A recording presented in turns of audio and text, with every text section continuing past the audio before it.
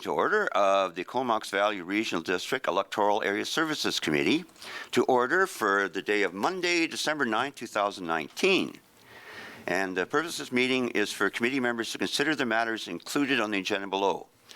The chair of the committee will preside over the meeting according to CVRD procedure bylaw. This meeting is not meant for general public input. If members of the public wish to speak at the meeting, they should contact CVRD Legislative Services and as a delegation to appear before us. Also, for anybody that's new here, first of all, welcome for taking time out of your busy schedules to turn up. This is one of our very last meetings in this esteemed room here. So there's been a lot of history that I've been privy to. I think we have two more meetings, well, 2 more days of meetings anyway in this room, and then we move into our new digs on Harmston.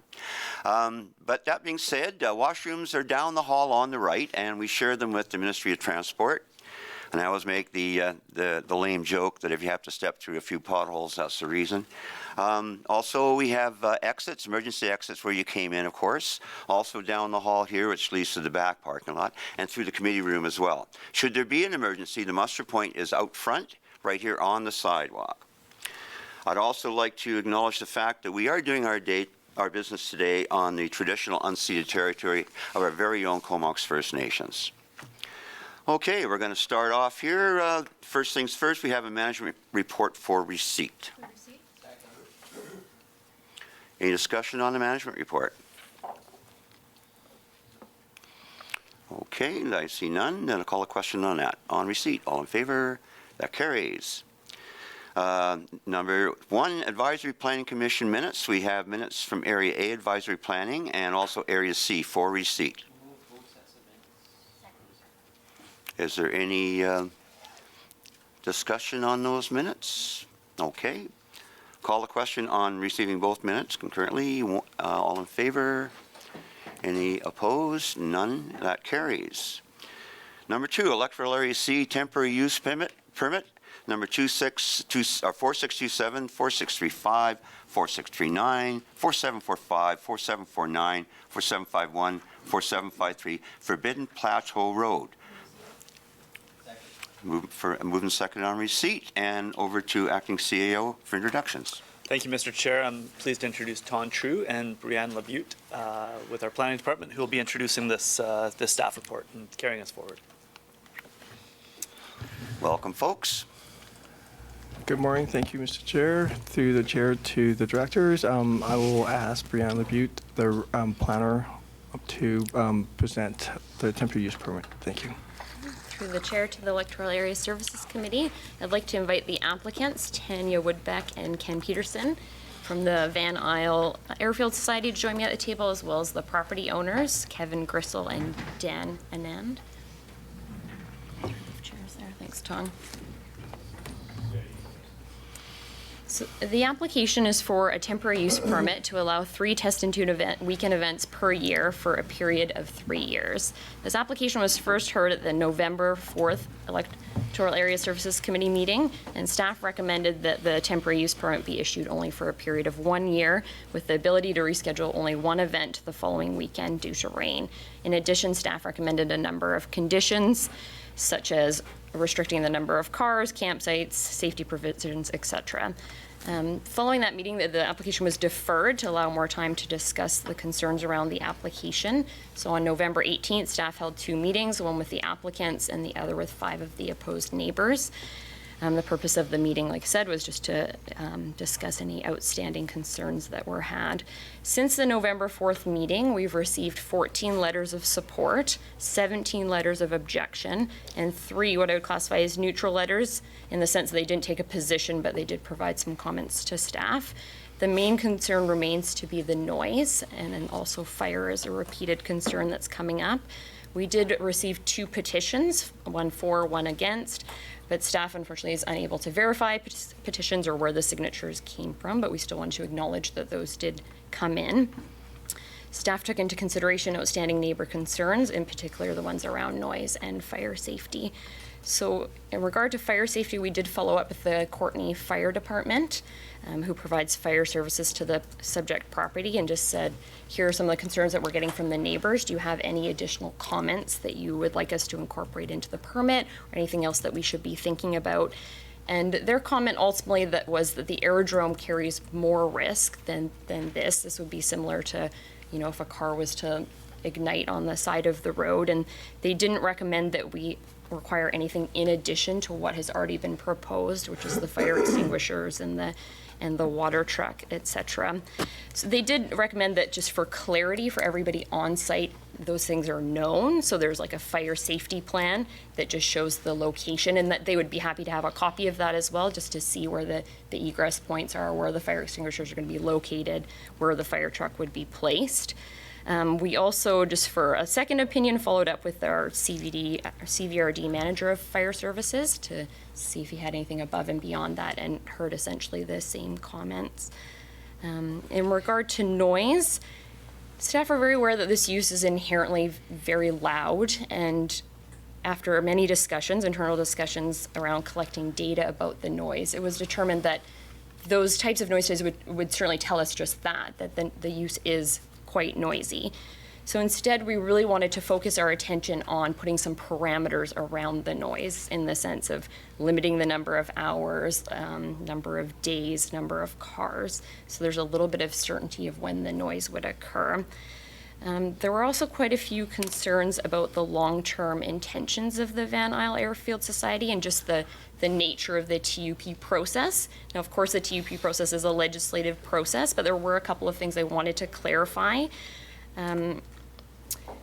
You can speculate how long they might apply for this, but it's ultimately up to the board at every single juncture whether or not something got approved, including the renewal process. So it's interesting, the only real difference with the renewal is there's a slightly lesser application fee, but it still requires public notification, the newspaper notice, board decision. The board's under no obligation to, if it went well the first time, to renew a permit. It really is, there's full discretion through the renewal process as well.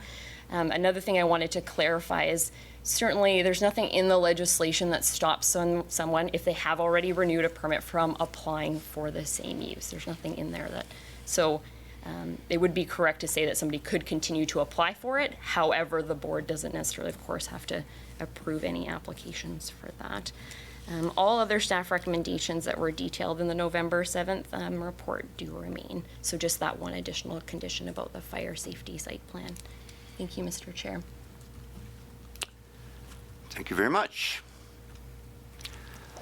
I guess we can ask if the delegation have anything to add. I'll get you there. It should be on automatic. Is it? Thank you. Should it be? Okay. Super. Thank you to the chair and the directors for the opportunity to present today. I wanted to start just by mentioning throughout this process, when we started, actually prior to the process, when we started using this property for what we would like to use it for, the property owners described it as a bunch of friends and family getting together basically for a fundraising barbecue and to test our cars. I just want to say that through that, I've been disappointed since then, as the current paid membership, we've been honest and transparent from the outset. We indeed are a network of friends and family that are connected to the property owners through a variety of relationships. And just that fact had been in question, and I just wanted to just make it heard that that's never changed. That's always been the case. We're simply people, moms, dads, sisters, brothers, sons, daughters, grandparents, and grandchildren, and aunts and uncles in the community. It's always been about a bunch of friends getting together with a common interest and having a barbecue for charity. It's not, nor will ever be, more than that. The test and tunes are all we are looking for. We do not want an official track at this location, not ever. Van Isle Airfield Society is not or never will be a commercial venture. And the temporary use permit, if approved, expressly limits us to what we've already said we want. It's right there in black and white and is an excellent option to ensure that we remain at our word. I'd like to take this opportunity as well to address some of the ongoing and very important concerns that we are hearing. The control of events and people. It has been noted in the past that I've said that that I lost, that we lost control or that I lost control of club members, and that's not the case. We've never lost control of our events. Our first 3 events were very successful in every respect. Where it was thought that I had said that we lost control, the comment I made was actually at the Plateau Residents Association and was taken out of context. We were talking about comments made on social media that were not nice. They were bullying for sure, but they were not made from members of our club. And I have honestly, I and we as a club have no control over what people do on social media. What I can say, and I've said it before, but I'd like to just say it again so that you know that this is where we stand as a club. The harassing comments were not from our membership, and our members are held to a strict 0 tolerance on disrespectful behavior. So no bullying, no harassing. Anyone from the club that behaves in this manner will be removed from the club. One of the other items that I'll be addressing is we've heard that it's been noted by residents, we've heard from the residents that the traffic at the park has been increased, which also increases the park usage. More traffic, more people. We, as the applicant and club members, we'd like to assure you that we have our entire membership and guests park on the property and off of the roadways. There's adequate parking off the roadway and in the privacy of the parking lot on the property. The other concern that we're hearing is the increase that there'll be increase in traffic to and from the property. And this is troublesome for some people. I can't deny that there will be more traffic just coming to the property and leaving the property. But to that end, we have limited attendance, and spectators and the public are not welcome to the event. It's this rule is strictly adhered to due to insurance and liability concerns. We have security people watching the property lines near the parking lot and anywhere there's easy access from the trails to ensure there's no public entry. We've had 0 experience one-on-one with negativity by the park users during our events. They actually it's been our experience that they really do want to come and watch, and they're very interested, but we can't allow that. We've also heard loud and clear about emissions from the cars and the carbon footprint and global warming. The concerns are definitely real. But we've since found, since the last meeting, looking into it, found that that there is a way to offset this, and Mr. Peterson, sitting next to me, our president and spokesperson, is currently in the process of purchasing carbon tax credits to cover our emissions for the year.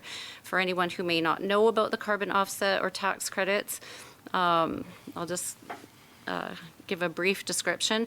A carbon credit is fundamentally a permit issued by a government or other regulatory body that allows its holder to burn a specified amount of hydrocarbon fuel over a specified period. Each carbon credit is valued against 1 ton of hydrocarbon fuel. And I was going to do this a little bit later because it's with a hat on, just under comments, what's with a different hat on, but I'll just say it now and then I won't have to say it later. In addition to being the treasurer of the Van Al Airfield Society, I'm also one of 2 volunteer coordinators for an annual Help Fill a Dream Foundation Comox Valley events. Over the past 5 years, we've raised over $125,000 at our community events by bringing the community together, businesses, individuals, and an amazing crew of volunteers that make it a success each year. Our event sponsors are Georgia Strait Collision, Chances Courtney, Gateway Entertainment, Audio Excellence, and Comox Catering. We're able to, through these sponsorships, provide Help Fill a Dream Foundation all the proceeds raised at our events due to the donations from sponsors. Let's give you a little bit of itty-bitty background on Help Fill a Dream. It's a Vancouver Island and Gulf Island specific foundation and provides assistance to families in our community who have children with life-threatening illnesses. Help Fill a Dream fulfills dreams and also provides financial assistance in the way of emergency funding for expenses not normally covered by other means that may cause hardship to the family. Help Fill a Dream Foundation makes the impossible possible. And the reason that I went through that little preamble is in 2019, Van Al Airfield Society was integral in helping us to achieve our goal of almost $25,000. In addition to the funds raised over the course of the Test and Tune fundraising barbecue, several of our members attended the event and generously bid on items which contributed to more than 10% of the proceeds. In a nutshell, what I'm trying to say through all of this is we're trying to take everything into consideration. We're all good people. The club, the individuals, the property owners, we'd all do anything to help in our neighborhoods and community. Fundraising actually goes hand in hand with our sport. You'll see fundraising at any drag racing event that we go to. There's 50-50 draws for local charities. And in closing for my portion of the presentation, I'd just like to say we're grateful to Mr. Annan and Mr. Gristle for providing the location for many reasons. And as both a treasurer and member of Van Al, as well as community volunteer, all we're asking for is to be able to come together in a community of like-minded people to do what we love for a moment in time. Thank you. Thank you very much. Anybody else had anything to add? Sir. Good morning. My name's Ken Peterson. I'm the president of Van Isle Airfield Society. We're asking for this temporary use permit. It's not a permanent location. It's until we find a different location that we can hold our testing event. We're actually looking to put in a drag strip and a testing event, right? So they usually go hand in hand. We don't have anything on the island as a permanent facility right at the moment. We are in the works with multiple different operations, trying to get something here on the island. Hopefully it's close because it's less for us.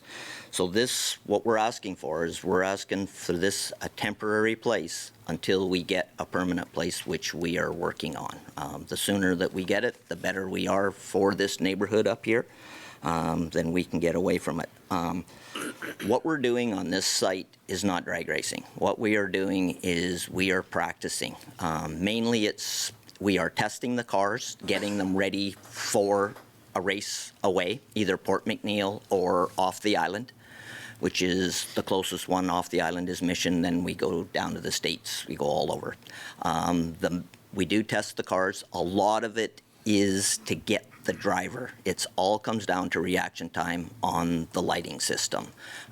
We use multiple sensors on the track. We use a couple of sensors on the starting line, and that's basically what it comes down to. It's no different than any sport. If you don't practice, you're not going to be any good at it. So it's no different than playing an instrument, and pretty much probably everybody in this room has played a sport or an instrument at some time, and you guys know the more you practice, the better you get. So that's what this basically comes down to. Concerns from the letters that we've got. It's been stated that we've been coached. Every time that there's something comes up, we're being coached on how to say it. Well, I can tell you for a fact that I'm not coached on anything. I've stated from day one that that's what this facility is for. They said, well, you guys have lied because there's other facilities that we can do this at. Saratoga Speedway is the first one. Yes, we have used Saratoga Speedway, but not with the lights. Why we don't use the lights at Saratoga Speedway, we've rented the track multiple times to play with our cars. It takes approximately 3 to 4 hours to set the timing system up if everything goes perfectly. This is a finicky system. They are sensors that run on a light beam. If they don't match up perfectly, I can spend hours trying to get it. When we're up at Van Isle, I set them up the day before, usually starting at 10 in the morning. Sometimes I've gone till 10 at night getting the system to work. So when we have rented Saratoga Speedway, we get the track after the go-karts are finished. We're supposed to be on the track at 5 o'clock.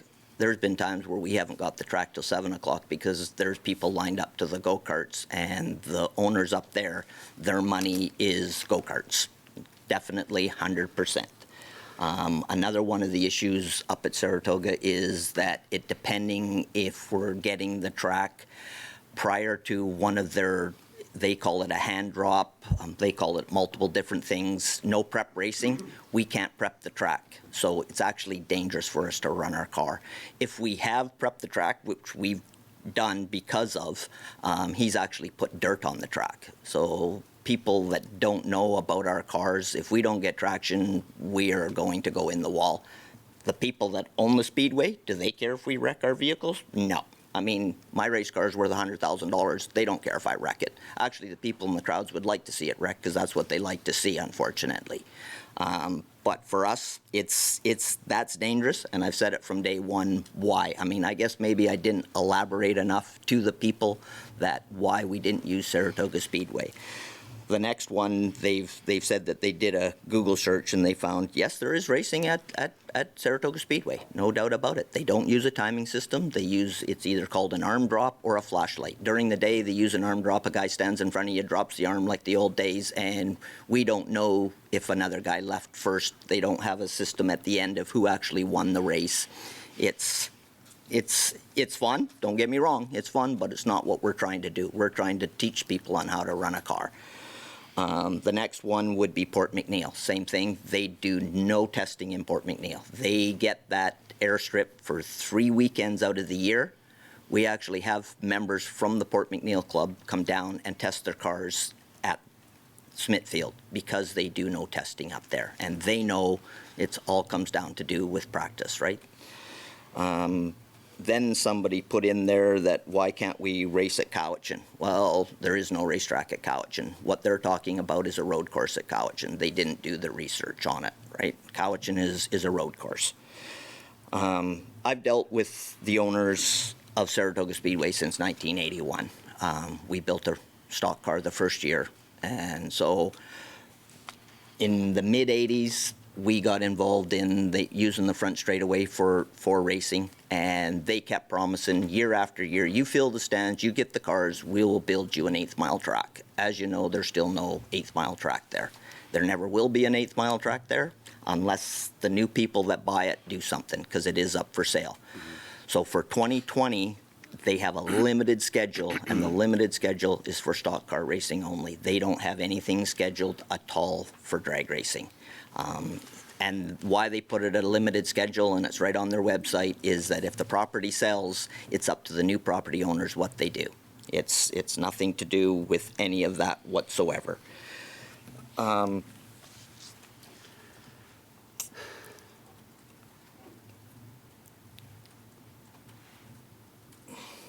One of the comments from the letters is whoever it was that wrote it said that they feel that racing is pointless. Well, if you really look at it, any sport is useless. I mean, chasing a little black puck around on a white sheet of ice, like it's pointless. Playing a round of golf is pointless. Soccer is the exception. Well, okay, we'll go. But you get but you get my point that if you're not involved in the sport, they feel it's pointless. Well, I don't feel that way, because I don't look at any sport as pointless, because if you enjoy it, you enjoy it. One of the other comments is obviously nobody wants it up there. They want us to be somewhere else. But one of the comments is that, well, there's a swamp out at Seal Bay Park that we could fill. We're going to fill a swamp out at Seal Bay Park to put in a racetrack. Like, so these people are just rambling. Like, I'm like, well, first of all, you're doing more damage of putting something somewhere else and in another nature park. So I'm not sure where they were going with that, but it is in one of the comments.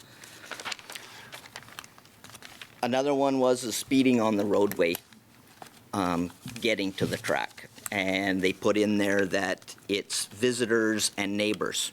And I kind of said, well, what's that got to do with us? If it's everybody speeding, then how can you pinpoint it that it's us? Another one is kids are out on the road.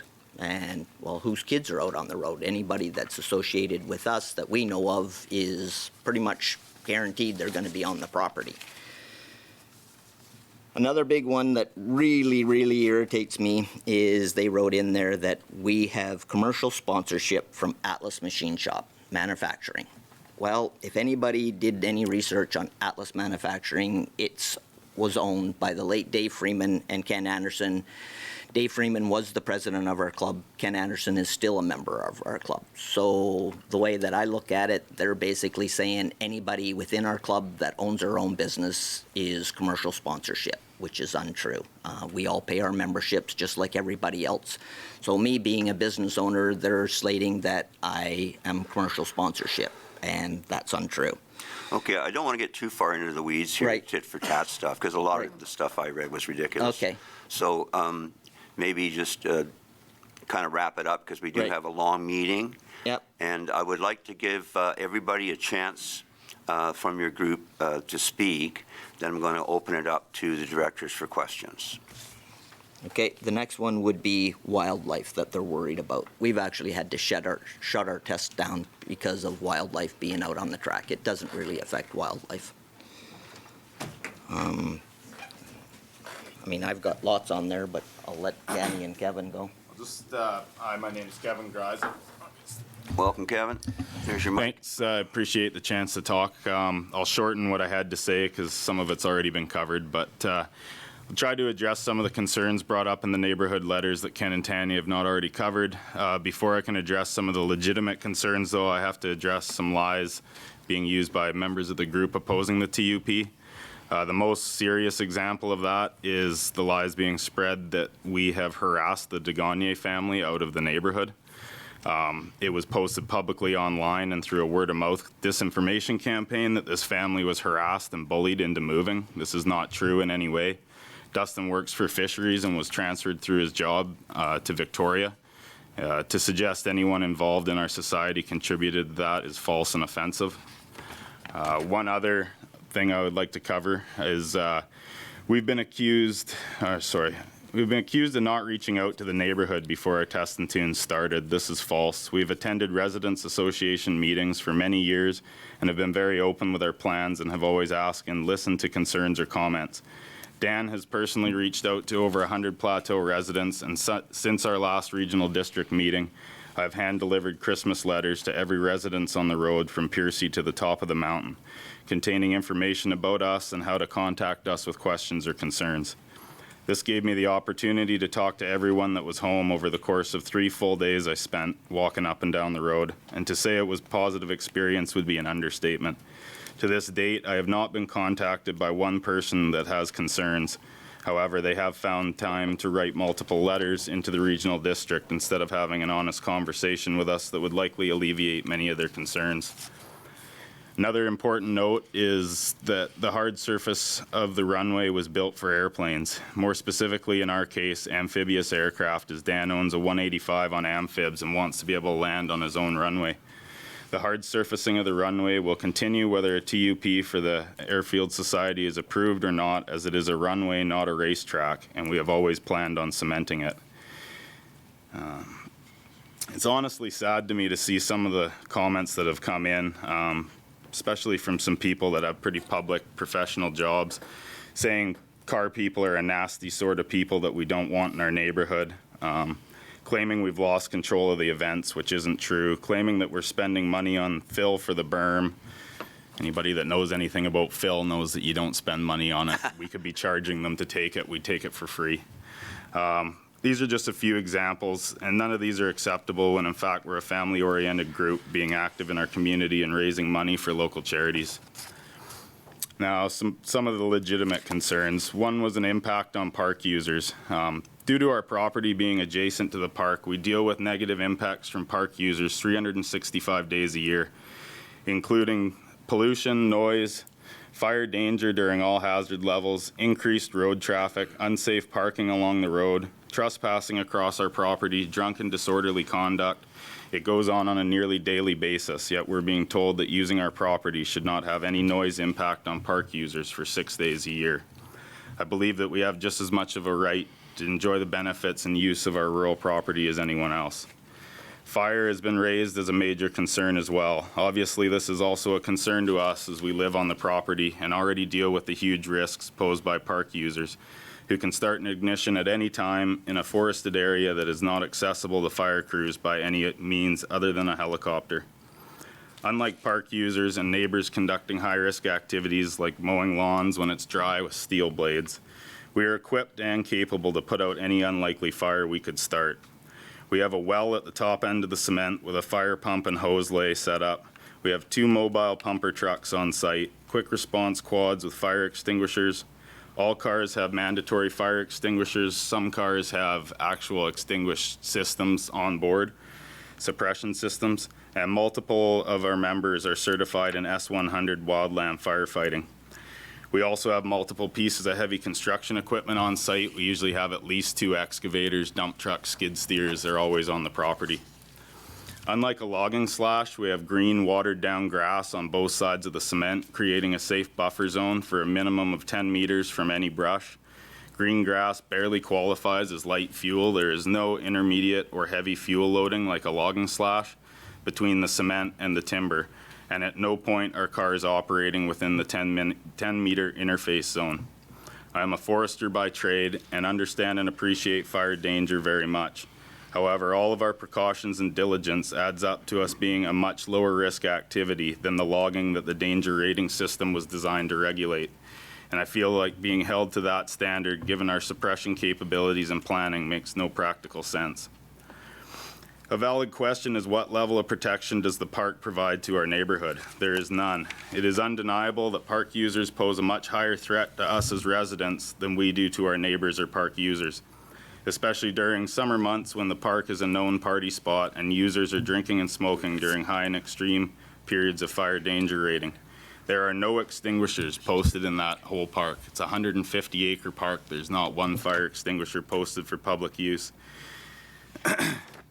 It is also a fact that we have stated multiple times at meetings with the Plateau Residents Association that we would volunteer our equipment to be first response to any fire in the neighborhood if the neighbors wanted to form a volunteer force, further demonstrating our commitment to working for the greater good of the neighborhood.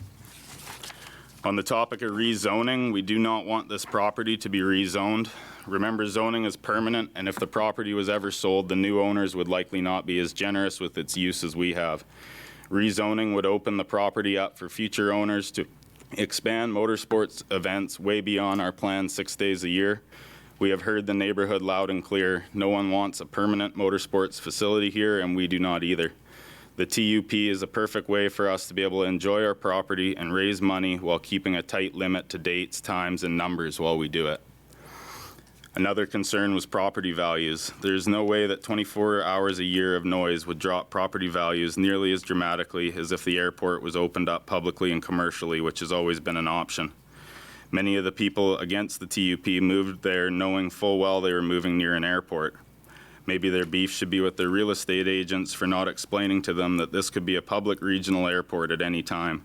The only thing keeping it quiet is us.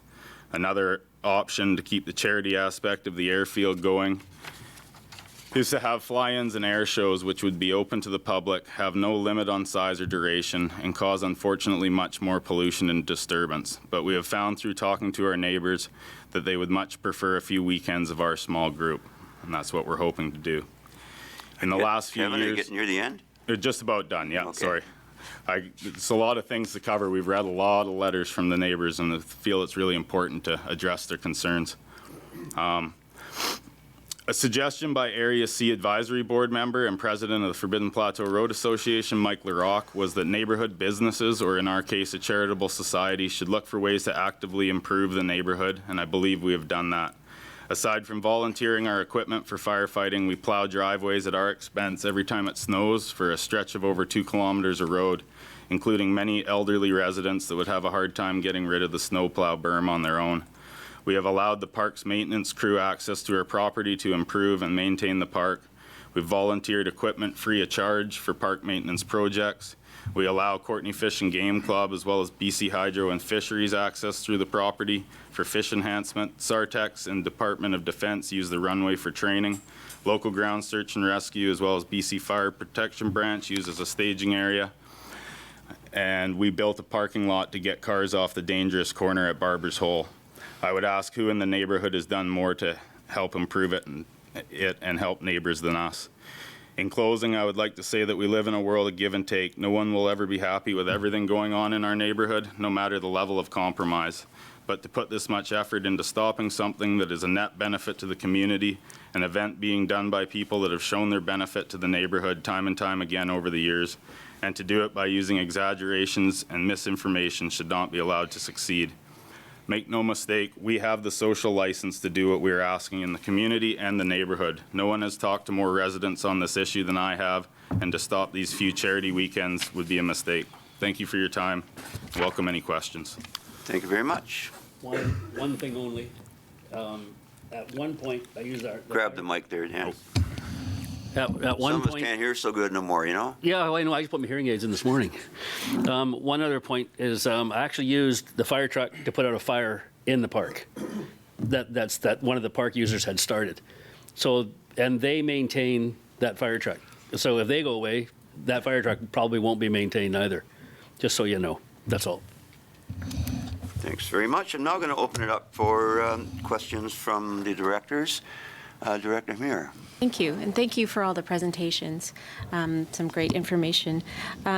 For Tanya and Ken, if I could ask a couple of questions about your membership. How many members do you have that are fully paid up, I guess? We currently have 46 paid members. Okay. 46 paid members. What's your membership fee? Like what's the? Our membership fee for the first initial year is $700, and then the following years, subsequent years, are the membership fee is decided at the AGM based on our proposed expenses for the year. Okay. So for our second year, it was $500. Okay. All right. So I'm assuming out of that membership fee come all your costs for insurance and the hosting event. Do you provide any kind of host fee to the property for using the property? No.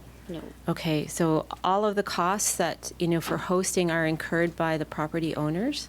They're not getting any kind of... I don't think there really are. Yeah, there's not a. Yeah, we don't. We pay for it. I pay for it. Yeah. Okay. There's no real cost essentially other than letting them show up and use what we were already doing for the runway. And the club, out of their money they raise every year, they pay for all the food for the barbecues and donate that to the charities. So there's quite a bit. I think Ken said it before that if they wanted to do it just on a pure cost basis, they could lower their membership fee quite a bit. But the reason they keep it where it is so that the charity events are able to be funded properly and so that we Through can those raise the fees. most amount of money. Okay. All right. And then my last question is just for... Oh, actually, sorry, one more to that. You have less than 50-odd members. I'm wondering, when you advertise your events, is it only to the membership? They're the only ones who are able to actually come to the event and use the... That's right. Paid members Okay. only. Okay. Yeah. Well, no, that's not 100% true. We had that invitation. We had previously had an invitational where we invited. That's where the issues occurred. Okay. With the social media. So that did happen. Right. And there were people that were not members there, but that will not Not. occur again. Well, what that was for was to get our membership up and Okay. to be able to show people what we have, right? Right. Because a lot of these people were down island, they didn't know we even existed, right? So we opened it up as an invitational only. You just couldn't show up and be welcome to the property. It had to get a hold of, at that time, Dave Freeman was the president, and it went through him, and he signed them up, right? Okay. And it was a one-time only deal, right? Okay. Yeah. Okay, great, that clears that up, thanks. So then, I think my last comment is maybe for the landowners. I have heard from the emails that we've received that you've reached out to the neighbors, which is really great to hear, especially over the last month. But I did get a comment from more than one neighbor that you had mentioned that this property needs to be making money. And so I'm just wondering if that comment was actually made, and if so, how that relates to this activity. The property does not need to make any money at all. It does not have to make any money. We have to make money for charity. Okay. That's my ambition. That's our ambition. Okay. And we will make money for charity. Okay, so it was just on the charity basis that Absolutely. The property is self-sustained, whatever you want to say. Okay. We require no money for the property from anyone. Okay, thank you. Thank you very much. And Director Arbor. Thank you. And yes, I agree with Dr. Amir. Your presentations were very, very good and informative. And I think last month, as we deferred to this month, it was a question whether that would help or hinder or whatnot. But, you know, I guess the philosophy is the more information and discussion in the community, the better, even though it's hard. You guys have felt offended by a number of comments. Neighbors have felt offended by comments.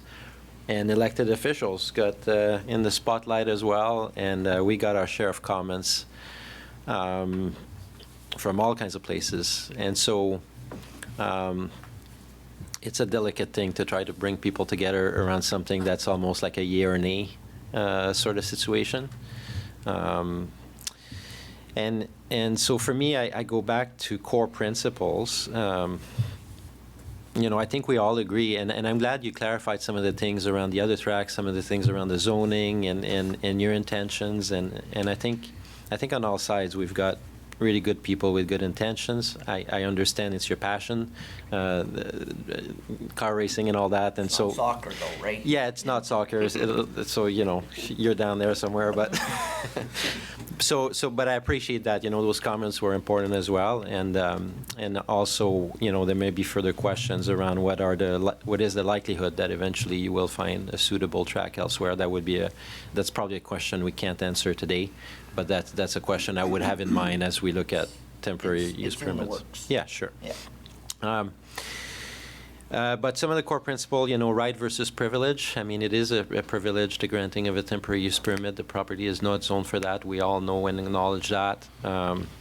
And we also know, I heard the comments around there's a number of other activities that could occur on the property. To me, that's not as much of a factor. Those activities, you're in RU20 zone, and they could happen on neighbors' lots. I mean, that's what the community has decided was acceptable. And this one, the temporary use permit, allows you for a non-allowed use. So the rest of it, you're right, the owner could do a number of things, but to me that does not factor as much into consideration. Ultimately, you know, we have to, the reason why you're before CVRD is a lot of issues and a lot of stuff that people do does not come before this board. It's usually when a neighborhood gets in some kind of disagreement or there's some concern around the scale and scope of something. And in this case, it's a very hard one for me because obviously I don't think that month resolved a lot in terms of the neighbors' concerns. I think you addressed them well today, but when staff presented that we had a split of 50-50, you know, in the letters received, and you have your petition as well, but in the letters received we had 17 and 16. Well, it was almost an even split, that the 16 opposed letters were all your neighbors, and the 17 were from outside the area. And I see a rolling of the eyes. Is that correct, staff? I mean, I believe in our package, we see the Yeah. letters from the I neighborhood. did document Yes. that, so let me just check my notes here. I counted them, so I'm pretty sure of Yeah, that. in but- terms of in support, there was a few of them, like 2 to 3, that were from the road there that didn't seem to necessarily Yeah. participate, but then a large portion were from people who do participate and were mostly from outside of town. That being said, with the opposition letters, 1, 2, 3, 5 of those were also from out of area. Yeah. So they weren't necessarily right on Forbidden Plateau there. Right. So it kind of happened on both sides. There was people from the neighborhood and then people from outside. Yeah, so in other words, what I see is that those neighbors' concerns persist and are strong. I mean, we both saw that whether founded in reality or not. Yeah, can I allow Mr. Chair a comment from? Certainly, yeah. Are you talking about before the last meeting? Like are you talking about the letter we got since the last meeting? Since the last meeting. So the neighbors this time, I Yeah. talked to them and they said that they want to come here even. I said, doesn't matter. I said, I wouldn't bother, because they didn't send letters again, but we had, I don't know how many letters the first time, last month. I mean, We already had a petition of 90, I think, and yeah, like we only had like Sure. the same amount against, but we had, I mean, like we literally talked to every neighbor and I saw a lot of the letters the neighbors wrote.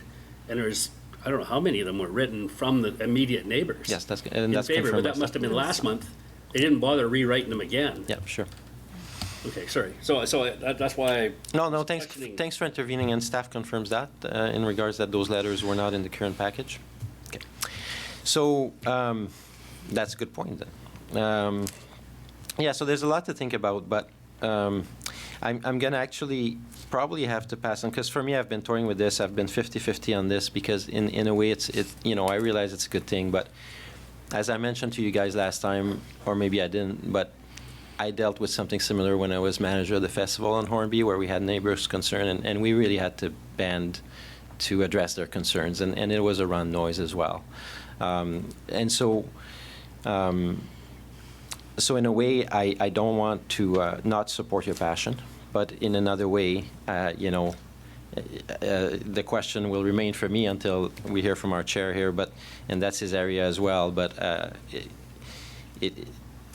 a lot of those concerns, since the temporary use permit was publicly available last month, have come forward, and they're strongly, when I hear people saying, and then you can question whether they're lying or not. For me, I take everyone at face value. So I take the information that you give me as being your truth, right? And I take the information. So when I hear a few people saying I might move because of this, that tells me the emotional charge that it means to them. And so that makes it very hard to say, hey, we're going to proceed regardless. Right? I find it really difficult for myself to do that, because I take it as their truth. So I'll pass it to, so I don't really have a question. I just want to tell you where I'm at in my mind, and if you have more comments, that's fine. I'll pass it back to our chair. I don't know if you have comments.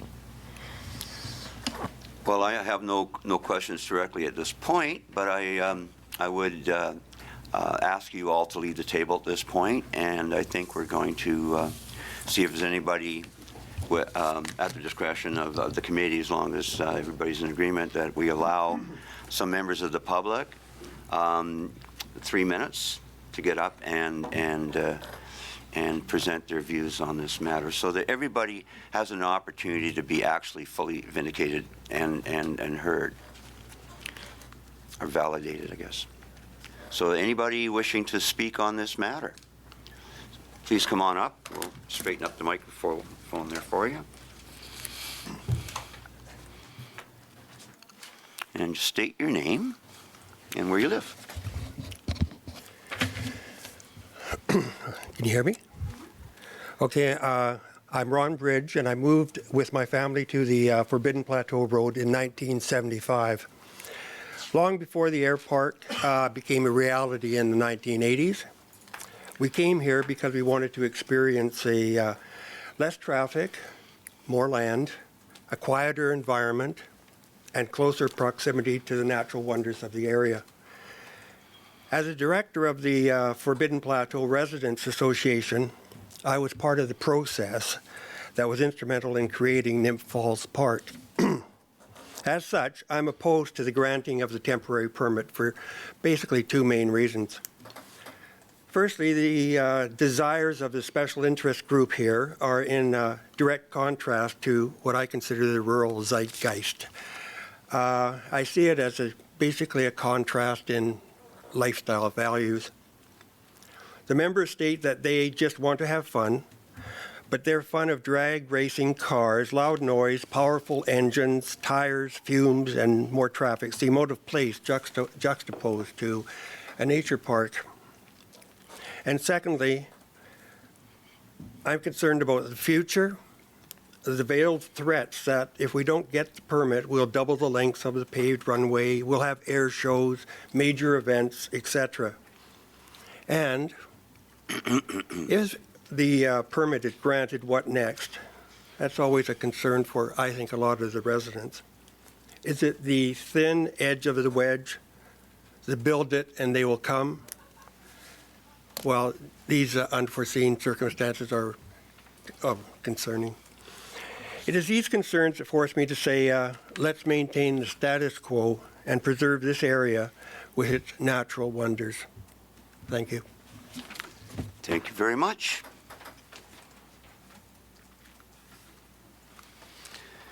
Anyone else in the gallery willing to share your thoughts?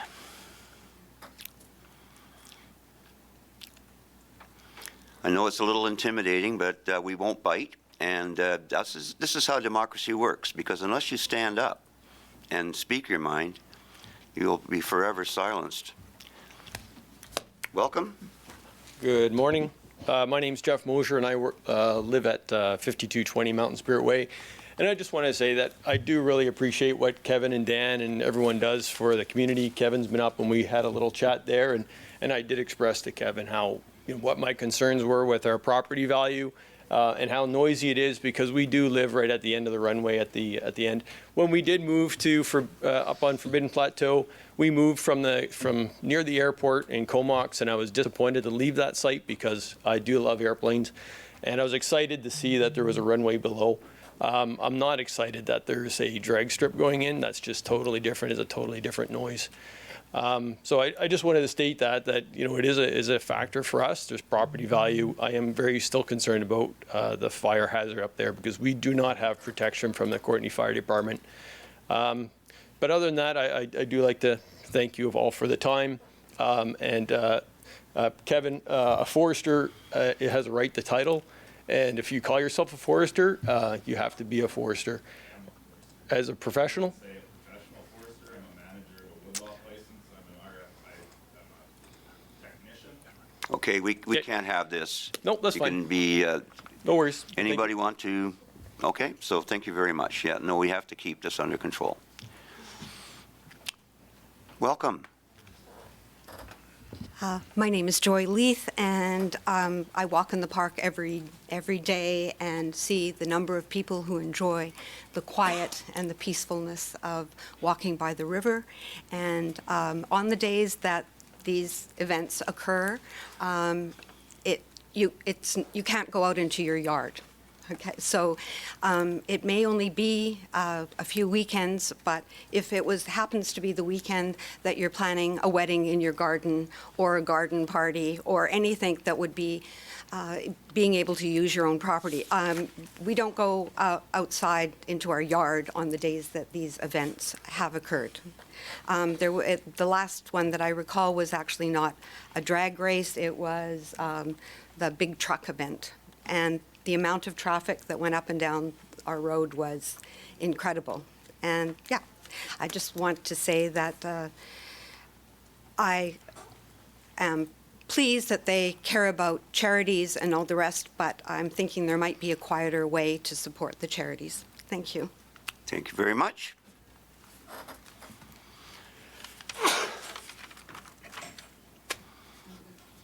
Anybody else wishing to speak on the matter?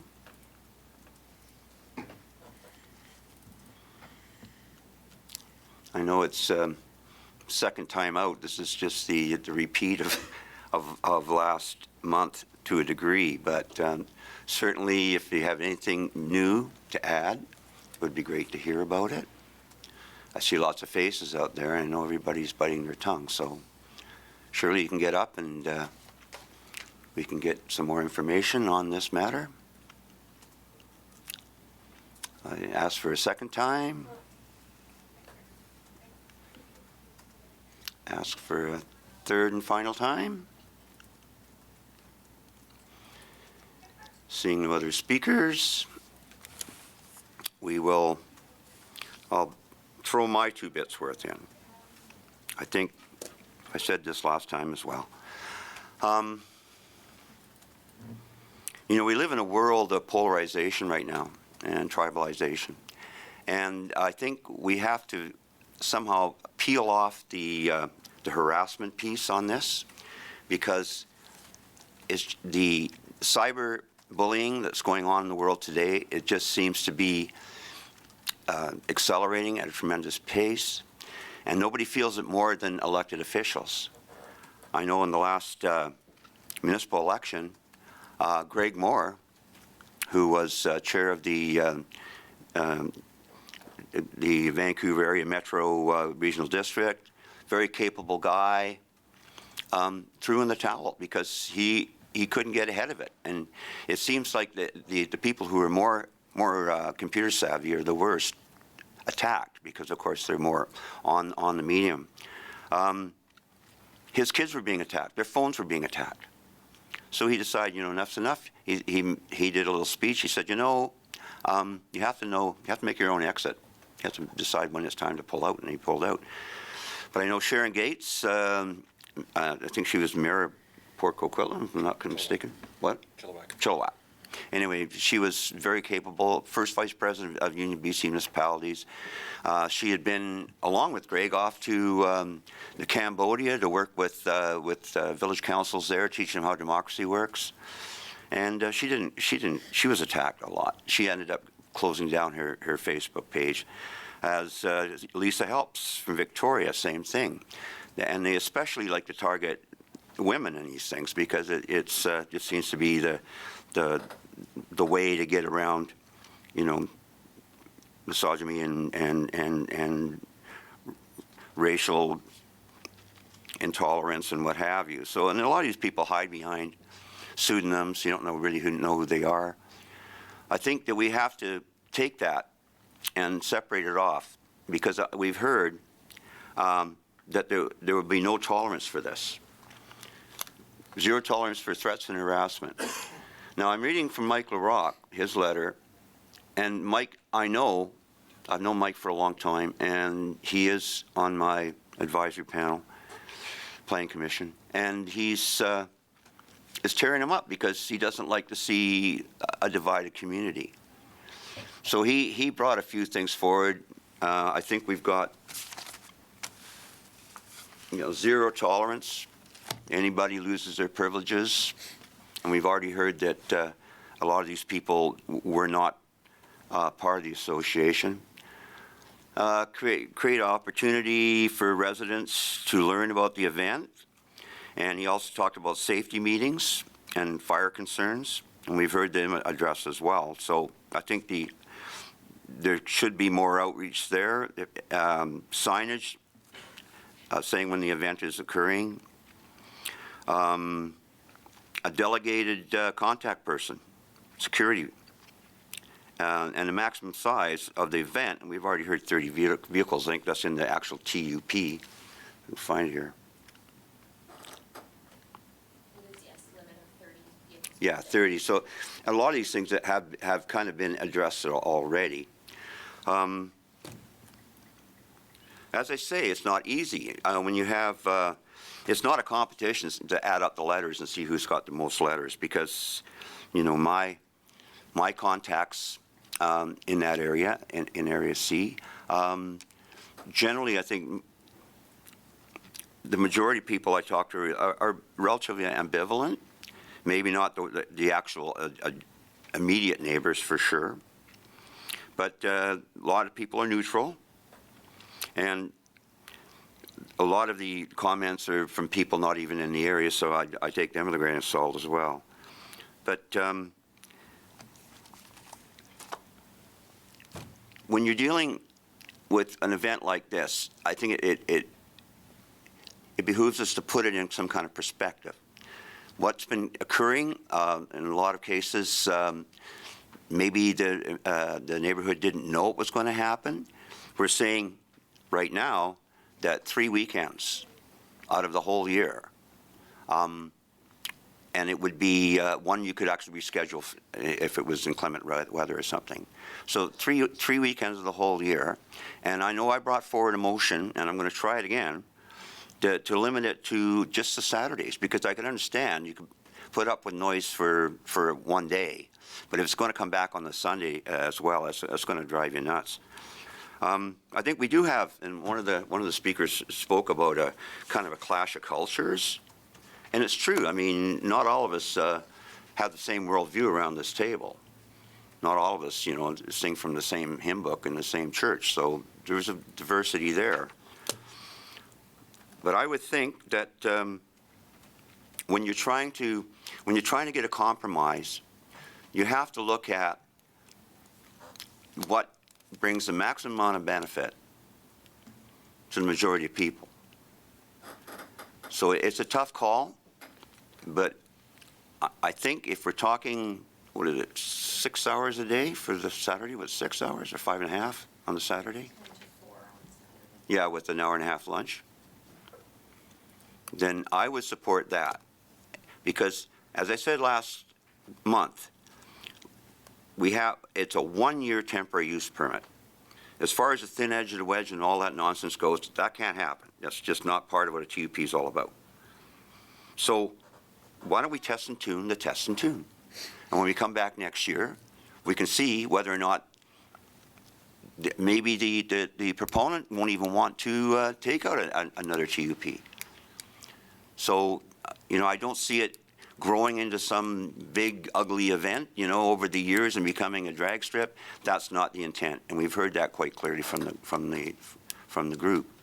So I know that I live on the flight path out in Lazo, or just actually Kitty Coleman, direct flight path, and I've been woken up at 3 o'clock in the morning by a whole flock of warthogs, U.S. Air Force warthogs going over, and man, is that ever allowed.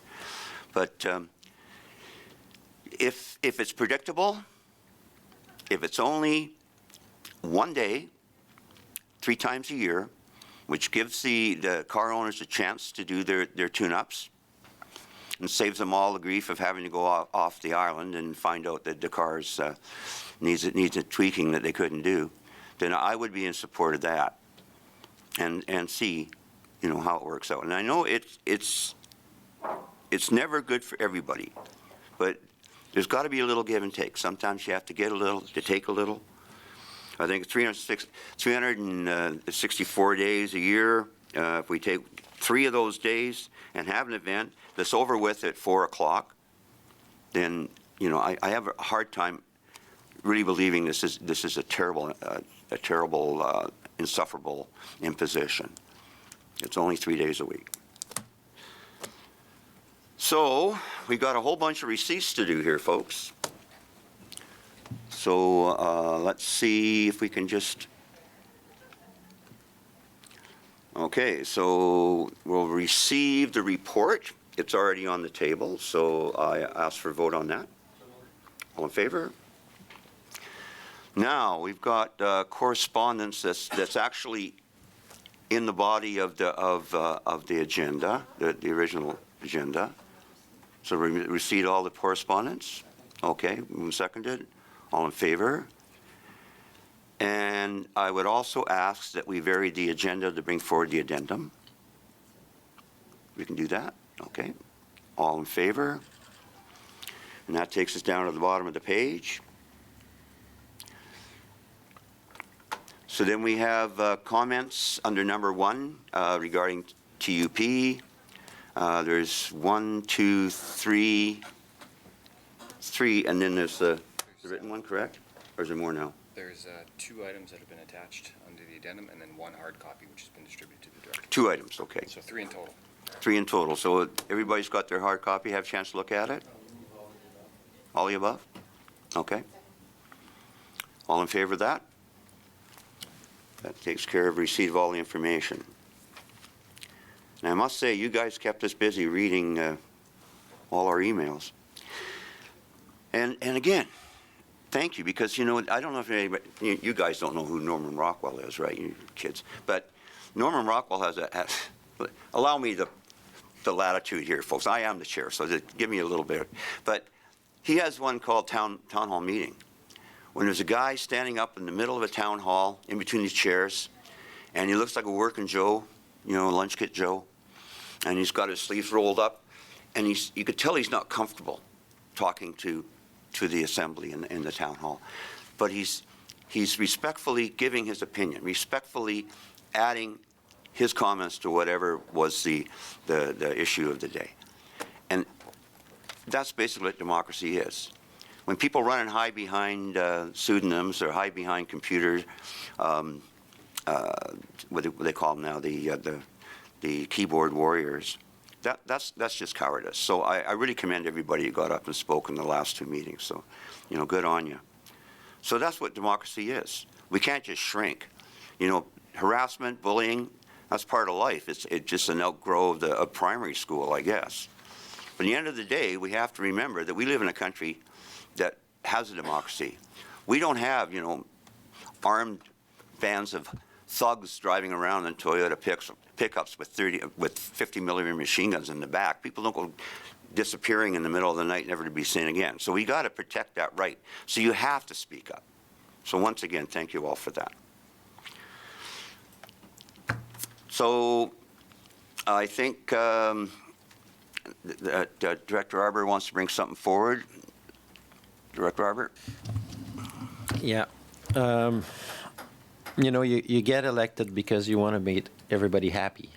And today is one of those days where I feel like it's about perhaps making everybody a little bit unhappy, including myself, as we try to reach a compromise that everybody can go home and say, that's a little better. So I actually support your suggestion to change the TUP to 3 days, but I do have a question whether that would be acceptable to the applicants. I don't know how they format their weekends. So in a way, there's a part of me, we're looking at 3 weekends, 6 days right now. You're suggesting 3 weekends, 3 days. And I'm wondering if we would want to give the latitude to the people to have either, 3 weekends, 3 days, or 2 weekends, 4 days. And I wonder if that's the intent that you're trying to get to limit it further. I try to minimize, you're trying to minimize the noise issue. So, and I don't know if it's appropriate, sorry, because I'm still not for much longer newly elected. Okay, I'm not anymore. You can't hide behind I'm not anymore. Much longer, Daniel. I just don't know if we can ask the proponent at this stage whether, it may be inappropriate, but I'd be prepared to move the 3 days if you feel that, if the chair, especially it's your area, so I don't know what you think of that 4 days idea, or whether you think that the 3 days has more merit. I think it's better to have them all split up. I think 2 days in a row is too much. You'd have to go down to Costco and buy the really big bottle of Tylenol, you know. And you believe that might work for the society? Anybody from society wish to speak to that? Two-thirds majority to recognize. Sorry? Two-thirds majority. Oh, is it okay to recognize the? Yes. Okay. I'll turn it on for you. The problem with, and why we asked, is because we've cut it down already to what we were originally looking for, is the amount of members that we have and when they can actually make it here to test their cars. So that's why we were asking for 2 days on a weekend for the 3 weekends to be able to make it feasible for our membership. Okay. Because other than that, it won't be feasible for our membership. Great. Yeah. So if I may then, Thank Alex. She's from the table. yes, Thanks for coming thank you, out. Ken, for coming. And I realize the Airfield Society won't be super thrilled with what I'm suggesting, and I hear you around already reducing, but in the past month, what we've learned is there's still a lot of people really concerned about this, so I want to, the other option is to deny the TUP, which I've toyed with quite a bit and still am, but based on our chair's remark, I'd be prepared to move in that case that we do consider approving a TUP for 2 weekends, not 3, just to acknowledge the number of opposing letters that have come in. And again, we started with a 3-year TUP and we're down to a 1-year TUP, so it means we will all go through this pain again next year. So I would be prepared to move 2 weekends with 2 days each. I'll second that. Put it on the table. Anybody wishing to speak to that? Dr. Hamir. Right, thank you. And while I recognize all the compromises that have to happen to make society run, I won't be supporting the motion I'll give you a few reasons.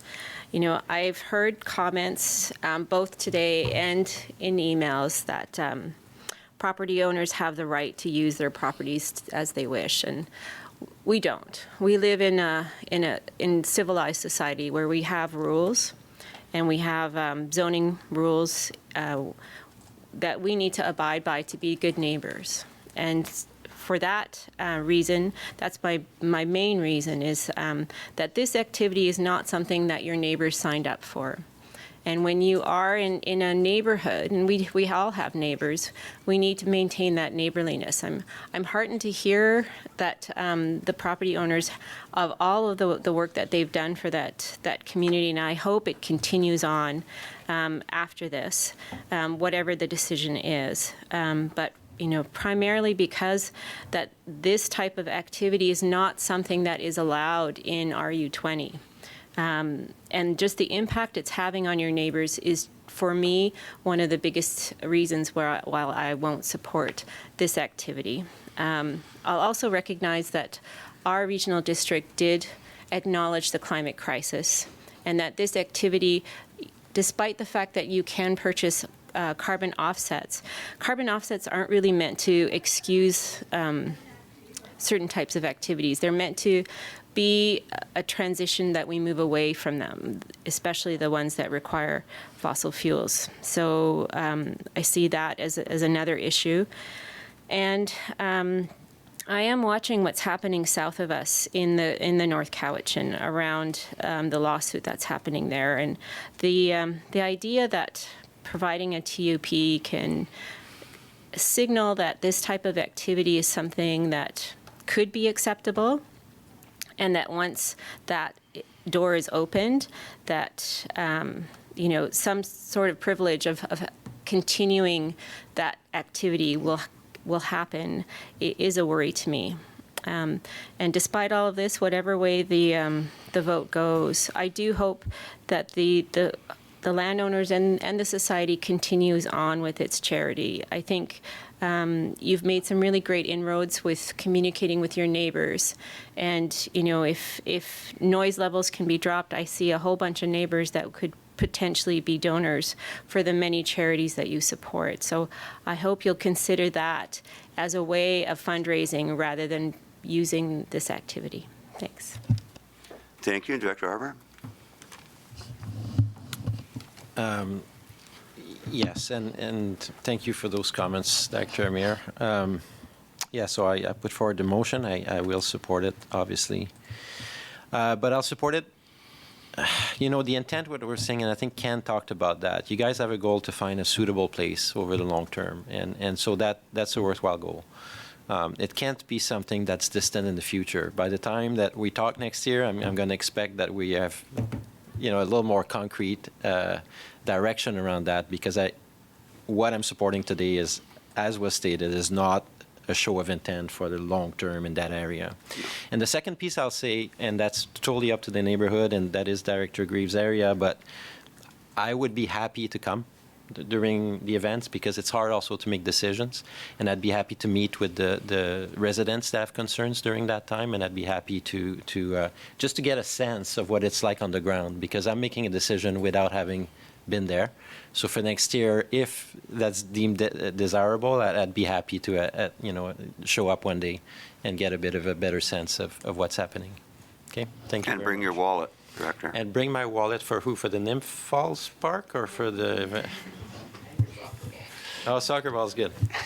Thank you. So I have no further comments. Seeing no further speakers, Do we have it up on the screen? I can flash it.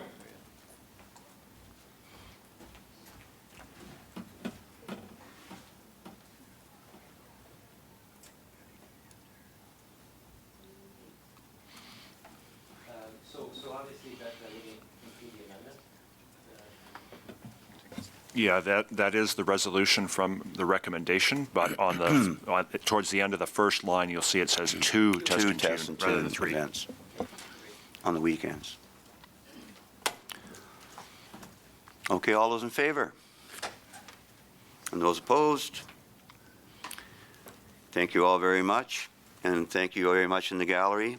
It's been a great exercise in democracy and neighborhoods, and I certainly hope, like Mike Rock hopes, that the division in the community can heal and people can go on. And we'll see what it's like after September. And thank you all. I'm going to call a quick recess right now and we can stretch your legs. Oh, I need water.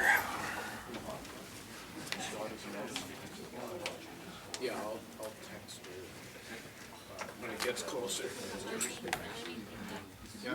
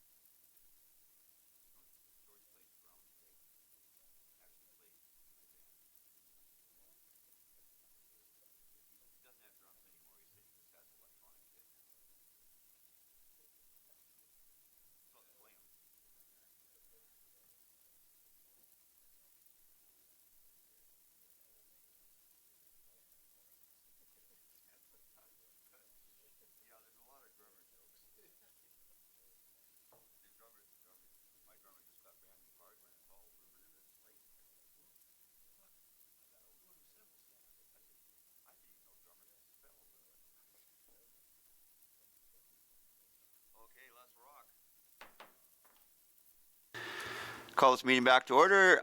We are item number 3, Electoral Area B, Development Variance Permit DV10B19.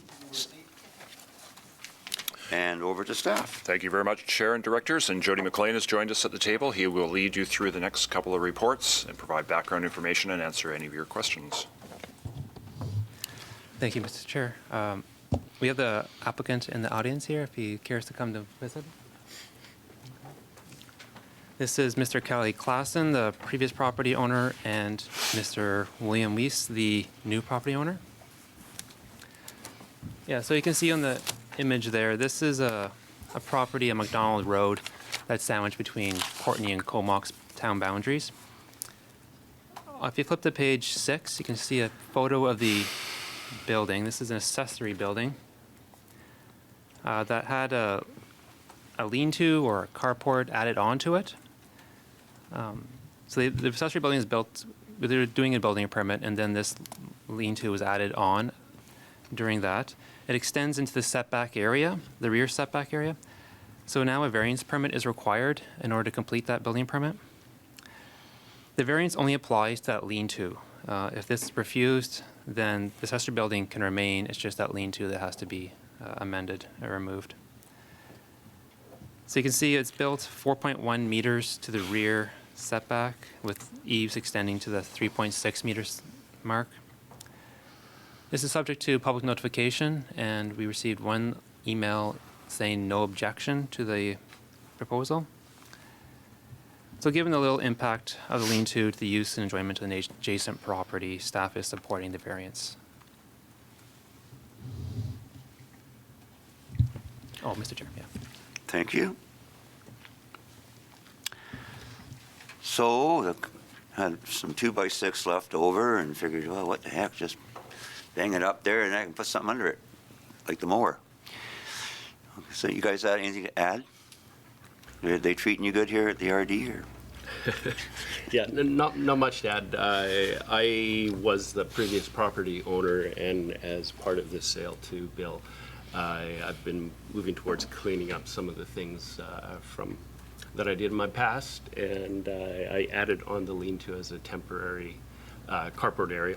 I've had very little flat land on the area, and that gave me a little extra cover, like you said. Had a little bit of extra lumber, of course, but I had intended always that when I sold the property, I'd take that down, or if it would ever be an issue with my neighbors. As you can see from the pictures, I'm completely surrounded by forest. I'm on good terms with my neighbors, and they had no objections in the 20 years that I lived there. However, as part of selling things over to Bill here, I wanted to clean things up. Bill figured that would be a benefit to him as well, so we figured we'd go for the variance here. Thank you very much. And I'll open the floor to directors. Any comments? Seeing no comments, thank you for coming, and I'll excuse you from the table at this point, and we'll vote on receipt. So on receipt, all in favor? Any opposed? That carries. And as recommendation attached. Oh, we got to receive the correspondence, right. There is, there's only the one, right? There's none in the addendum, so. Thank you. Good, okay. On the correspondence, all in favor? And that brings us to the recommendation.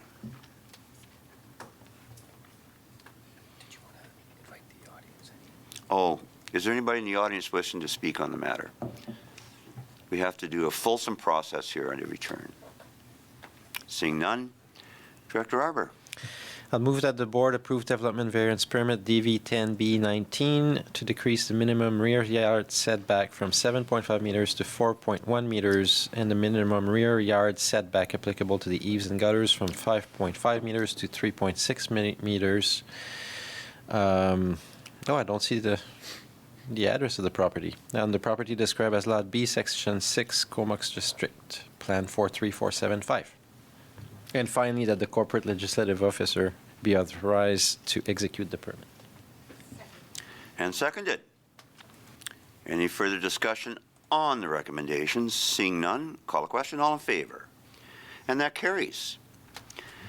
Okay, Electoral Area C Development Various Permit, DV8C19, 2632 Rampion Road. A report for receipt. Moving second on receipt. And over to staff. Back to Jody. Thank you.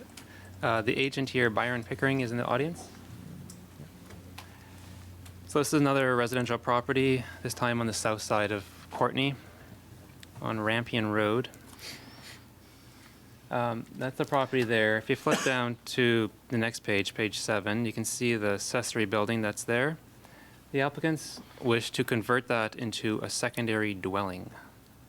It was legally constructed about 30 years ago in accordance with the setbacks for accessory buildings.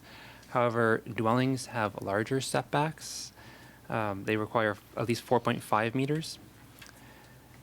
Yeah, so there you can see the gaps there, the setbacks as it exists. The top photo there shows a 1.29 meter setback from the wall to the property line. And the one below there, that's the back of the building, shows a 2.36 meter gap between the wall and the property line. So considerations and setbacks, we can take in consideration sufficient space for building maintenance, rainwater runoff, privacy between neighbors, ease of access to driveways and fire hydrants, light and air filtration, open space, landscaping, and so forth. We received, this is also subject to public notification, received no responses. Staff is recommending approving the variances upon confirmation of fencing being installed along the property lines to ensure trespass of people and materials does not occur during construction or by occupiers of the new dwelling. Mr. Chair. Thank you very much. And do you have anything to add? Not too much, pretty much covered it. Just my client wants to add a small 600 square foot suite, and yeah, I guess I don't really have much more to add. Okay, I have a few questions. Director Hamir. Great, thank you. So, you know, I do support the fencing idea, so I'm just wondering if your client would be amenable to that. I'm sure she would, yeah. Thank you. And Director Arbor. I was just going to make a general comment seconds after telling our CEO I wouldn't waste time today, but coming from Hornby, I think it's where we don't have the opportunity to put secondary dwellings due to our bylaws. I think it's great that we can do that here in all lots. It provides, when we talk about affordable housing and housing for different kinds of people, that it's great. And I love the conversion. I think it's a good initiative, and I'll be supportive of the variance. Thank you. Thank you very much. Okay, so I see no further questions, so I'll excuse the applicant from the table. And I will call on the gallery. Anybody wishing to speak on this matter? Don't rush the podium. Okay, so then we'll call a question on receipt. All those in favor and any opposed, that carries. And the recommendation. Who wants to read it?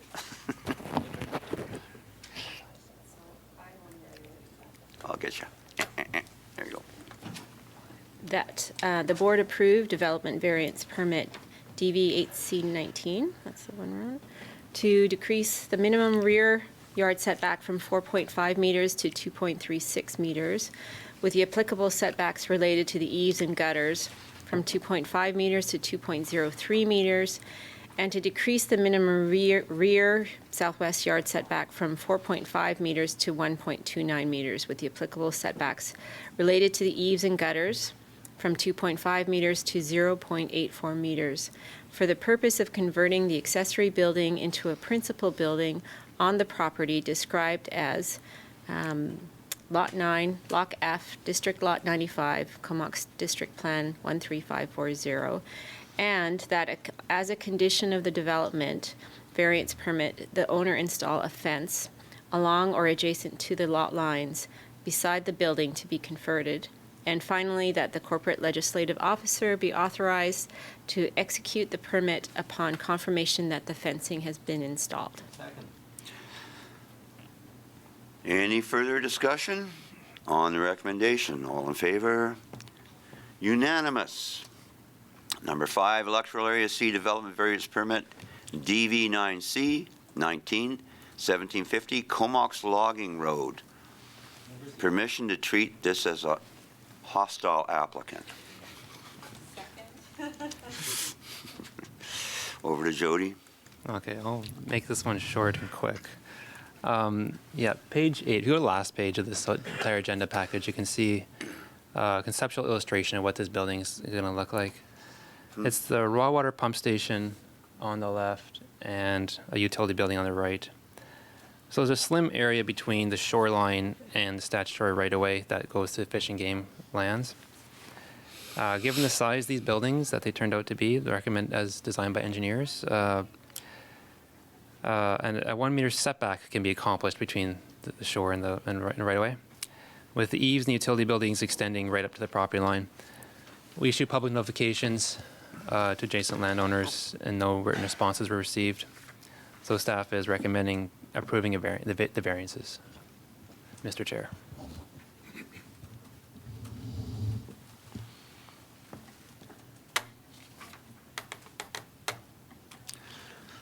So what kind of a community amenity are we going to get out of this thing? Fresh water. Oh. So the property is actually now owned by Regional District. Correct. How much, I should have gone through, but how much property is it altogether? I think about 4 hectares. 4 hectares? I think it's rather large. Suitable. Is it? No parking of RVs allowed? Here's the expert. Yes. Yeah. Much of it's taken up by land. Mr. Chair, Mark Rutten is here as the General Manager of Engineering Services that can represent the applicant and answer any of the specific questions.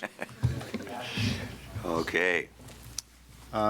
Jake, if you scroll back to one of the first images that shows the entire parcel that we purchased, right there in the red.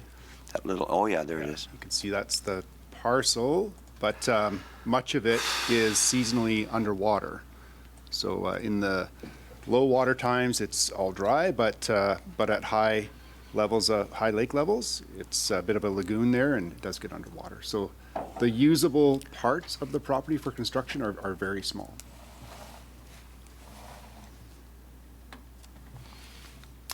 Yeah. I don't know if there's any other questions that you had about the project or the reasons why we're so close to the Fish and Game property line. Maybe I'll just elaborate. Just elaborate on that, sir. So for the utility building, we're trying to keep the utility building as close to the property line as possible. It does, so sorry, Jake, if you can now scroll back down to, I think it's probably the second to last page. Yeah,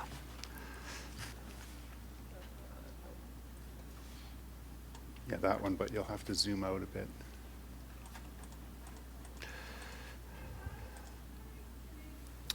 So on the utility building, which is the building to the right, the rectangular looking building, we're very close to the Fish and Game property line on the bottom and asking for the setback because we're trying to maximize the distance from the lagoon to protect that environment. We do have a right-of-way right through there with the Fish and Game property for the road and for access to that building. And so although we are encroaching on the official property line, we do have a right-of-way there for the road and access and everything else. And then on the lake, we're trying to get as close to the lake as possible for the pump station to mitigate the tunneling and the requirement to push into the lake from the bottom of the wet well. We have a few questions. Mark, do you know what kind of precautions we need to take for having a building so close to a water line? Like is DFO or whoever around disruption of water with construction? And what are we doing to mitigate? Yeah, absolutely. We require a permit from fisheries for both of these buildings. So fisheries has been on site. They've worked with AECon and our own staff to determine the mitigations required. So I can't speak to exactly what's required, but fisheries is definitely involved in permitting both of these constructions. Okay, and could they potentially say no to having it this close, or are there enough mitigations in place that? Well, there's been enough conversation to know that they can be built here. Okay. But it is a matter of going through the process. For the Utility building, we already have the permission. Okay. At least preliminary permission. For the other building, there's a bit more of a detailed, in-depth process to go through, but Okay. it will be allowed. Okay, thanks. Okay. So I see no further questions. On receipt, call a question on that. All in favor? That carries. And the recommendation. There better not be any comments from the gallery. Any comments from the gallery? Very good. And Director Arbor, you going to read out the recommendation? I'll move that the board approve development variance permit DV 9C19 to decrease the minimum applicable setbacks for the utility buildings associated with the raw water pump station at Comox Lake to 1 meter from all property lines, with the applicable setbacks related to projections such as eaves to 0 meters on the property described as Lot A, Section 32 and 33. That's good enough. And finally, that the corporate legislative officer be authorized to execute the permit. Well done. Any discussion? I can only say that growing up here, remember that was all booms in there, and you used to be able to walk out, way out on the lake on the logs. That's But it's changed considerably over the years. Okay, so on the recommendation, all those in favor? And that carries. Thank you very much. Exciting stuff. Moving ahead. Okay, so the Salisbury Road Electoral Area C Development Variance Permit DV 7C 19/60. And back over to Jody.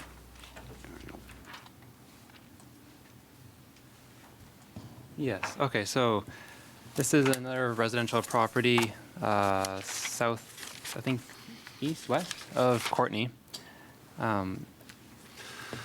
Just to refresh the committee's memory, they dealt with this in the October meeting and had approved a development variance permit for the carriage house. However, they requested additional information addressing rainwater management before deciding on the carport as attached to the main house. In response, the owner commissioned an engineered review which concluded that a drain rock trench that had already been installed was sufficiently accommodating drainage from the carport. Yeah, that's their photo shows that 1.19 meters between that carport and the property line, and that gap is taken up by that hedge. So staff is recommending approving the carport variance with the condition that screening or fencing is provided into the future. Thank you, Mr. Chair.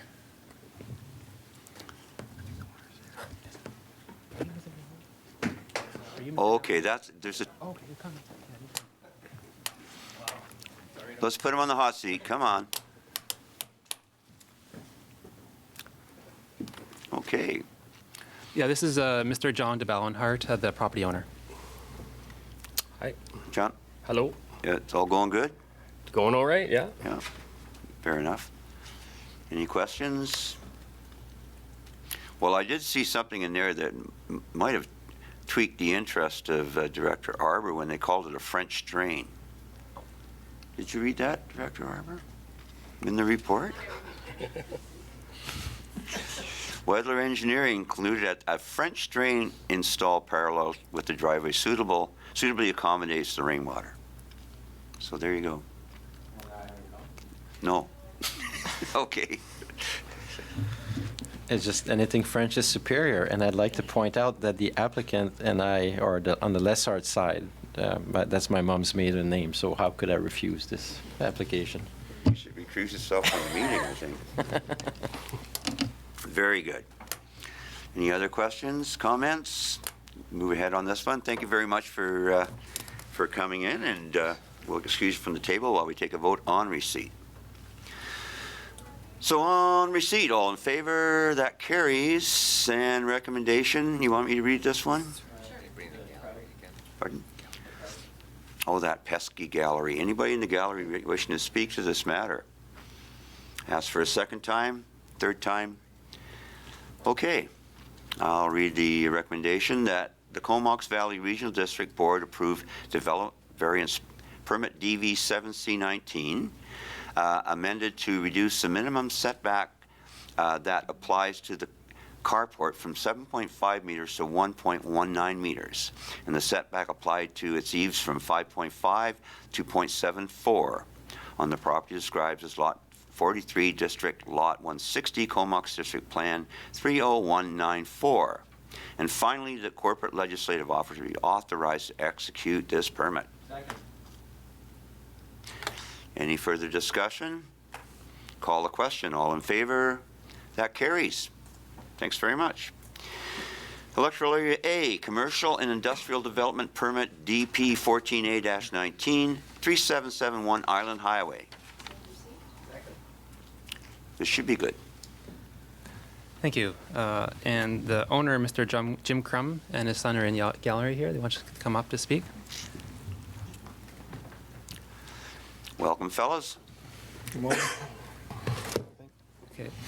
So page 5 shows the map here. This is a property in Royston along the highway, and they're looking to build a new commercial industrial building.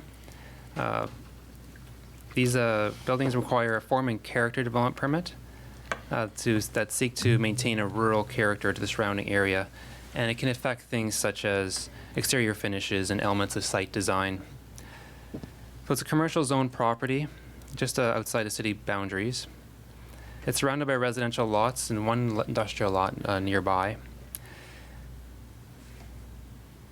If you go to page 11, it'll show you the illustration. That's great right there. I'll show you what the building's proposed to look like. It's intended to include an office, a warehouse, and upper-level dwelling suite. The exterior finish is proposed to be composed of metal siding with almond, tundra, and harbor blue trim. The site is intended to share the existing access and parking areas with the other building on site. If you flip to page 24, it'll show a landscape plan. The lot's sloped, so it'll have to be graded, and then it's proposed to be grassed predominantly with meadow barley and mountain brome, which are taller grasses, better for water absorption. And a line of about 50 Leland cypress hedges planted along the highway and one new maple tree on the side. They also submitted a rainwater management plan, which involves directing drainage to an infiltration trench in that grassy area in the front. The Advisory Planning Commission reviewed this application and recommended approval as proposed. Staff concurs and is recommending approval as proposed with the additional condition of dark sky lighting exterior only. Mr. Chair. Thanks, Jody. And Director Arbor? Unless the applicants, I was just going to put myself in the queue. Sorry? Oh, I was just going to say, I don't know if the applicants were going to provide more information or. Oh. Phil's got some more to add? Nothing much to provide. I own West Isle Heating and Cooling. We came into the valley 2013 after Tory and Sons sort of went their way. And since then, we now have about 11 employees. We've sort of outgrown the building we're in. It's that old building where they did that Salal flower thing. Hiawatha. Yeah. And so we're using the cooler for our warehouse. And the cooler's only 7 feet high. We can't even stack 2 heat pumps on top of each other. It was great in the summer, right? Yeah, the guys like it. So now we're to the point where we need something a little bigger. And we constantly asked if we'd rent out our cooler. Yeah. Because you guys are really short. We're short coolers up here. Yeah. So that's sort of where we're going with this. We've just outgrown where we are. Yeah. And Director Arbor, you had some questions? No, I'm really excited to see that investment in Area A, and I talked to the chair of the APC, and it was well received at the APC, so that's great. That's an internal joke, but that's one of our 5 businesses in Area A. One of the 5? That's an internal joke, I know. Don't mind that one. Since the yogurt factory Yeah, we've lost the Tree Island yogurt. And no, it's good. I mean, the rural areas don't have a lot of commercial and industrial sites, so it's good to see. And you guys do a lot of heat pumps, is that right? Yeah, furnaces, heat pumps. gas Right, work. and so, in my head when I saw that, I'm like, oh, because we've enhanced the incentive for heat pumps through the regional district recently, and then I was like, that's probably why you're expanding. That's probably unrelated, but Well, we are quite commercially focused as well. yes, of course. So, anyways, no, I don't have concerns, and again, congratulations for the investment, and look forward to see the bill. Thank you.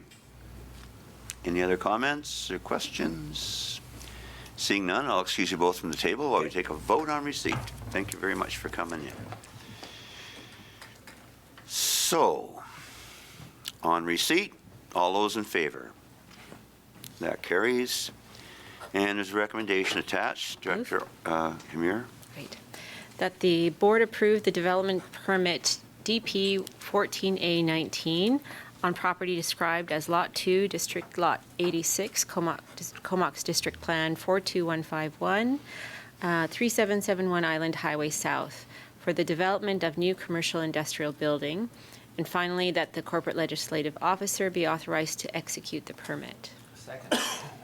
That was a short one. Very good. Any discussion on the recommendation? Seeing nothing, I'll call a question. All in favor? That carries.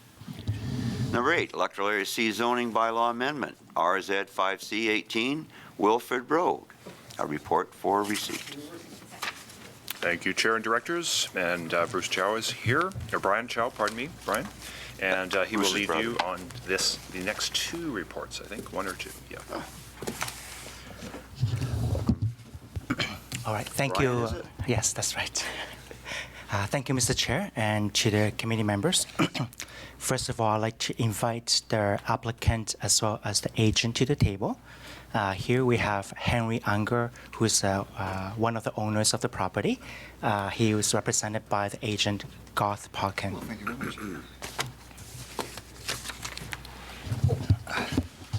Welcome, folks. Okay.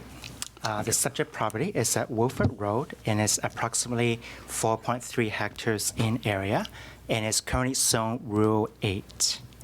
The applicants would like to rezone this property to enable a 3-lot subdivision. On February 26 of 2019 this year, the CVRD board adopted a motion to refer this rezoning application to First Nations and external agencies for comment. So we received comments from various agencies and First Nations. I'm just going to summarize them. The Comox First Nation and the Wee Way K Nation do not have any comments or concern on this application. The Area C Advisory Planning Commission supported the proposal and encouraged the applicants to consider conserve the northeastern portion of the property for environmental protection, and which you can see on the air photo there. And Island Health provided a response that they believe that the proposal would have low impact on the Black Creek Oyster Bay water system, and they referenced the Island Health subdivision standards. Just to note that if and when this rezoning gets approved, at the subdivision stage, that's when we would look at the subdivision standards by Island Health. I also would like to remind that any agencies and First Nations, as well as the public, can still provide comments up until the termination of the public hearing. As part of this review, staff engage a discussions and negotiations volunteer community amenity contribution as per the section in the OCP. And as the northeastern corner of the subject property is part of the Saratoga wetlands, the CVRD Community Parks Department is interested in securing this general area as park space for conservation. And plus, there is a need to gain access to this parkland, so statutory right-of-way was also discussed. So through staff negotiation with the applicant, both parties agreed to that a 0.45 hectares of land for park space and a 5-meter wide statutory right-of-way from Paulson Road is offered by the applicant as a volunteer community amenity contribution, which you see on this diagram. And so therefore, staff has prepared a amendment bylaw, which is Appendix B in the package, where that if the community amenity contribution were to be provided, then the zone would enable the applicant to have 3-lot subdivision. And this community amenity contribution will be announced, made to known at the public hearing. So it will be in the advertisement for this public hearing as well. Therefore, staff has drafted proposed bylaw and recommend that the board be given first and second reading, as well as to schedule a public hearing be set for this proposed bylaw, Mr. Chair. Very good. Do the applicants have anything to add? Well, only that before, and thank you for letting us speak here. This has been going on for 3 years, and which is perfectly okay because there was an issue with standing water.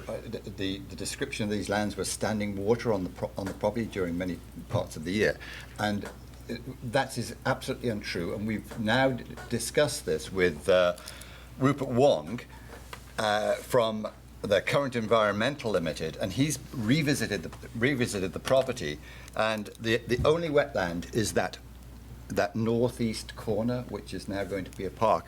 The other issue was, and I'm sure actually Director Hamea brought this up the last time in February, that that ditch there, if it's a culvert discharge, was actually named the Black Creek, which and rightly so, you had these thoughts about it, but there isn't. It's not. It's actually a ditch. It's not even like a recognized ditch. If you walked over the land, you do not see a ditch. The water just dissipates over the land. Anyway, so there were the two issues that the staff have been thoughtful about, and rightly so.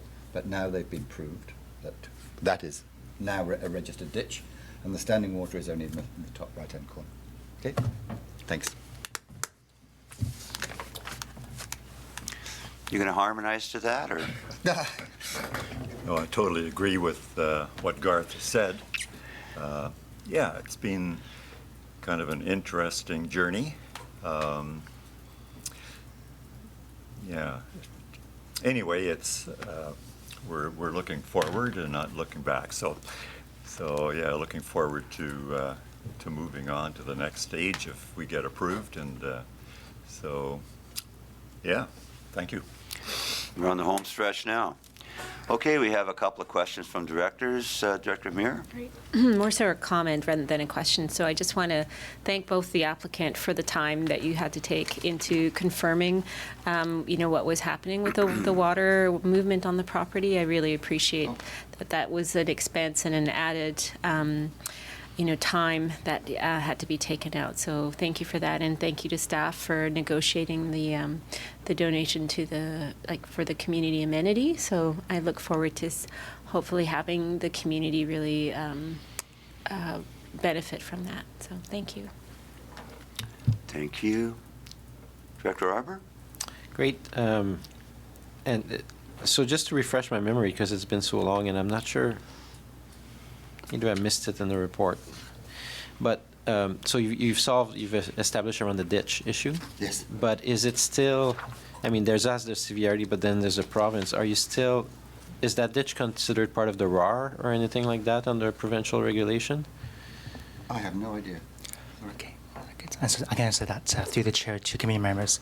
Yes, that ditch is part of the riparian areas protection regulation. And one of the reasons why there's this gap since February was that Rupert Warren from Current Environmental, who's a biologist, has done a more thorough look at it and has prepared a riparian areas protection regulation report on it.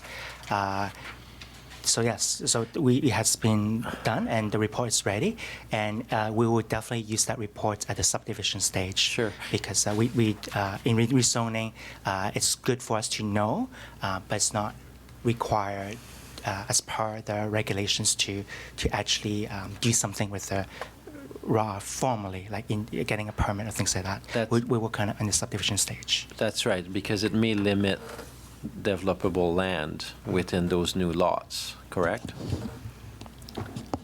To the chair, to Director Arbor, yeah, that's correct. So that professional report actually provided a no-go zone for that area.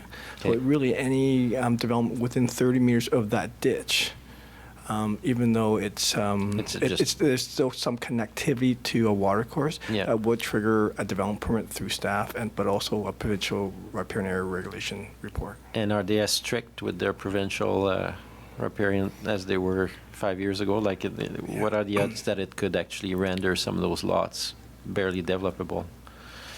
The report itself, when it's submitted to the province, does get audited through the province. Yeah. And it has to meet all the provincial guidelines Yeah. through there. So we'll see. Okay. Thank you. I'm supportive otherwise, but watch out for that one.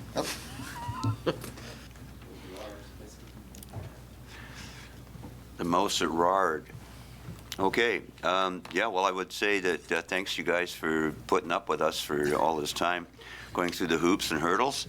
I think it was my APC that suggested, well, why not just take that little piece in the corner, you know, and have it off as wetland. And I thank our staff for taking a second look at that as well. Later on in the meeting, number 12, we have the Saratoga Miracle Beach Master Drainage Plan. So all this stuff is, you know, a different way of looking at water and how to handle. Used to call it stormwater, it's just called rainwater now. So thank you very much, and I'll excuse from the table. Thank you. And we'll take a vote on receipt.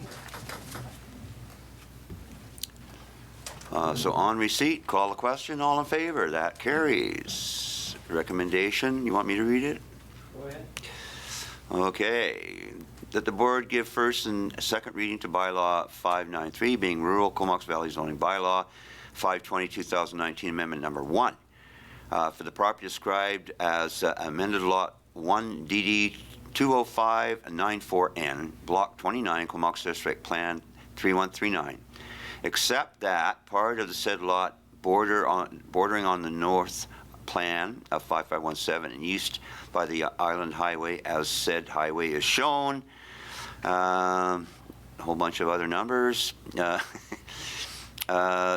rezones the property from rural RU8 to residential 1, except 10 RU110 that incorporates density bonus regulations. And finally, that pursuant to Section 464 of the Local Government Act, the board schedule a public hearing for bylaw number 593, being the Comox Valley, Rural Comox Valley Zoning Bylaw 520-2019 Amendment Number 1.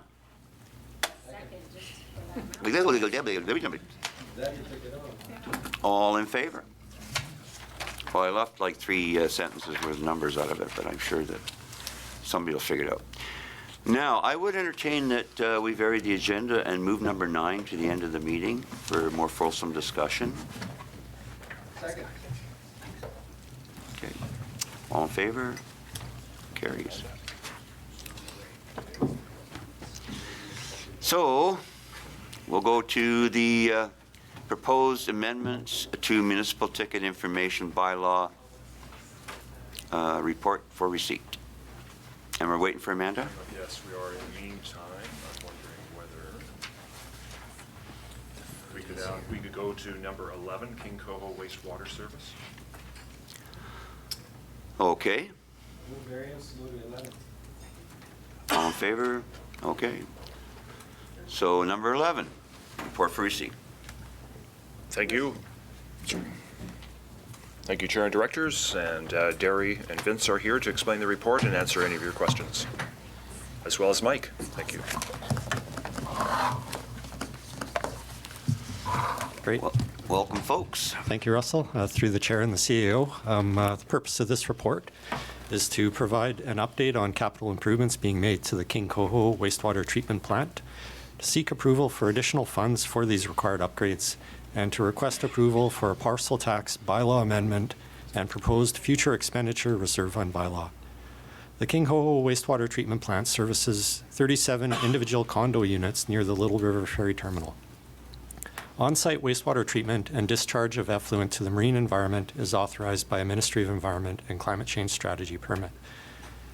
CVRD wastewater staff started operating the plant in February of 2018, and full ownership of the wastewater system was transferred to the CVRD in October of 2018. That makes 2019 the first full year of CVRD operations.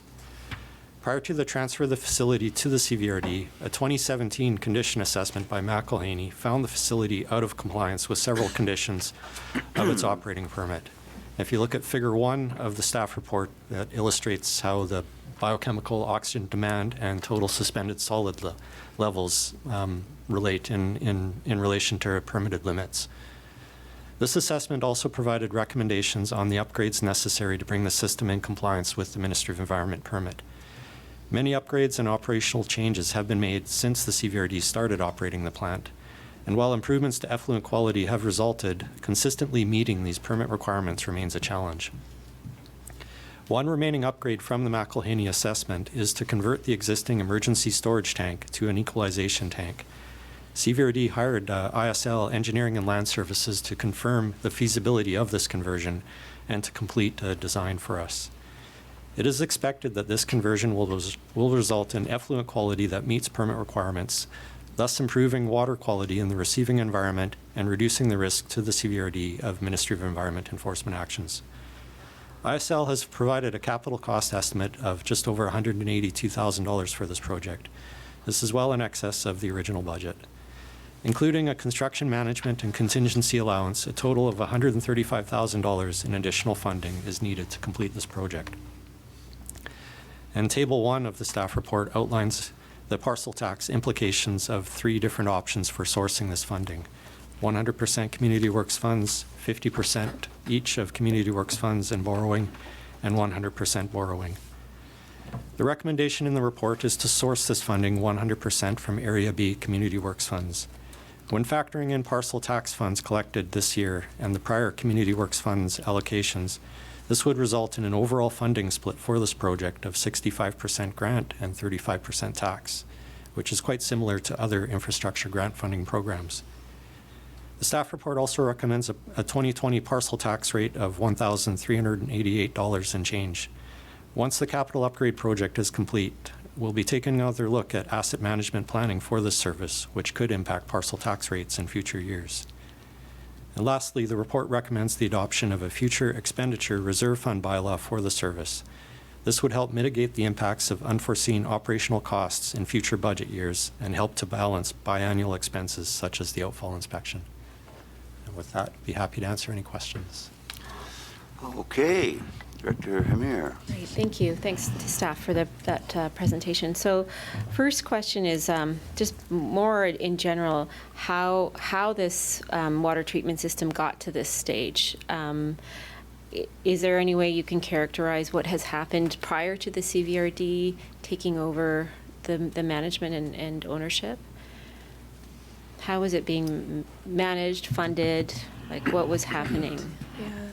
So through the chair, the system was a developer-built system.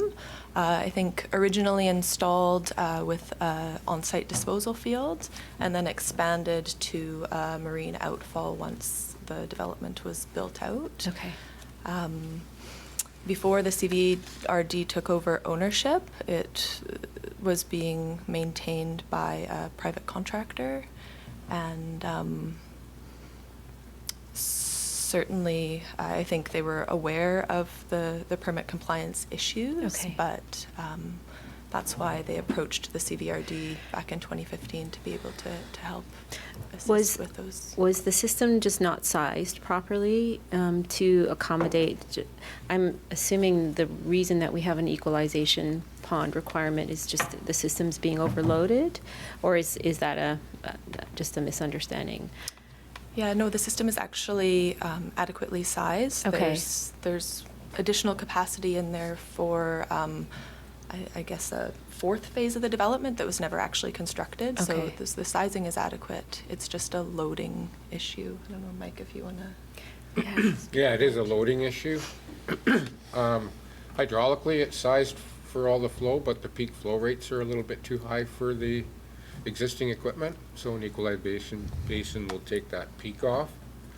And it'll also help with toxic shock loads that come from the discharge from residents. Public education's been a big part of our campaign to help with that. The biomass that grow on the treatment plant unit itself are vulnerable to different kind of household chemicals. Ah, that come in. okay. Oh, right. Right. But a equalization tank will kind of pre-treat that as well.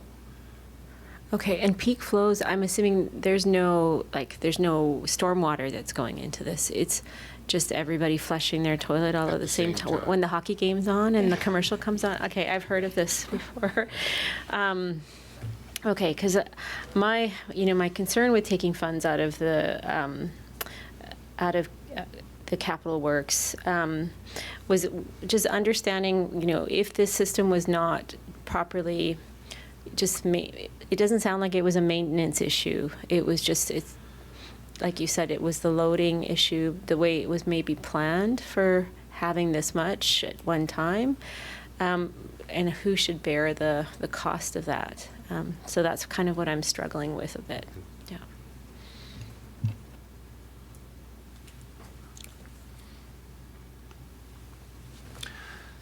So, Director Arbor? Yeah. Yeah, it's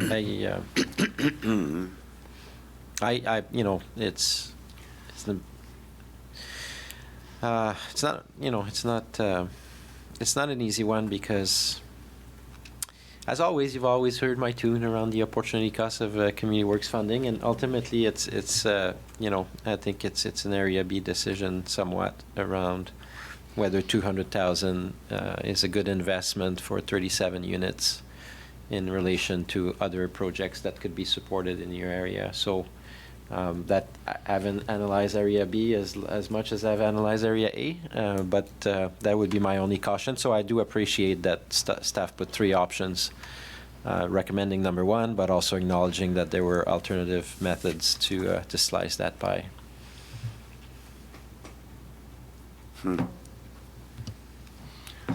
Well, we will be lobbying the new government to make the doubling of the gas tax permanent, so. Question, if the residents have been sort of privy to some of the information around the increases that are going to happen to their taxes or not, are they aware that there's an issue at least, and that something's probably going to? We haven't yet communicated that to them. We were planning some communications materials for once after we presented this information to you. Been made. Okay, all right. And I guess my last question is more, again, very general around, we do have another private wastewater project potentially happening in Area A, and if there's lessons to be learned from what we allow to happen here and eventually having to kind of rescue a system, if those lessons are being incorporated with our future work in Area A, or any other, if there's ever yeah. Thank you, Director and Chair. And I think we provided a report to you recently just in terms of what our role is with respect to the approvals of this, and we are not the approving authority. In the Area A example, we are not formally referred the application for comment. In the Area A example, we have a MDA, which stands for, thank you, and which we put criteria or conditions to try and ensure that there was the expandability for all phases of the development, as well as the ability to provide for the existing community to, at the very least, join in with that. But in that case, it's just the provisions of the MDA which enable us to be a little more involved than we otherwise would be on such a proposal as this. Thanks. Okay. I see no further questions. On receipt, call a question on that. All in favor? That carries. And we have some recommendations.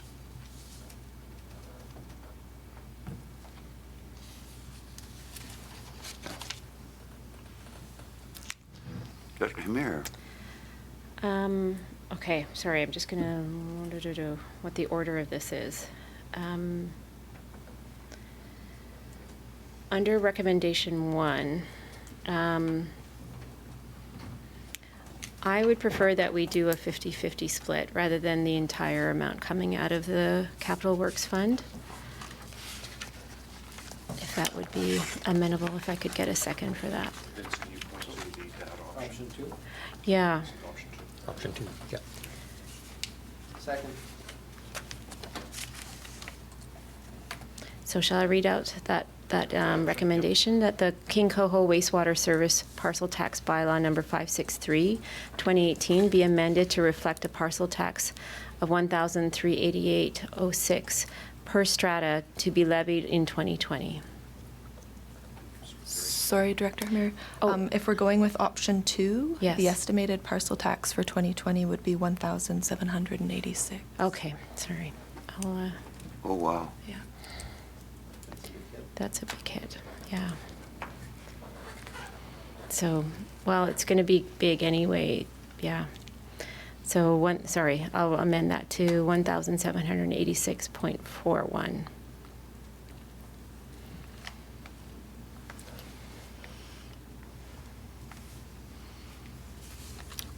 Okay. Do you want me We to- second on that? Yeah, second. Okay. Any further discussion? Inspector Arbor. Yeah, just speaking to the motion, so there hasn't been a ton of consultation with the service users. So, I mean, we'll see what the reaction is, and in either scenario, it's not great news. In terms of planning that project, I'd imagine there'd be further opportunity if there is a need for further resources that you'd come back, or is this something that's that's pretty final, that you're pretty secure that those numbers are what they're gonna be? Mr. Chair, so this is putting in motion various bylaws that have Yes. to be adopted. Yeah. So with this direction, we will definitely inform the residents or ratepayers, and if they choose to provide input, that can be considered as we go through the financial planning process. Excellent. Thank you very much. Director Hamir, you got some more? Yep, sorry.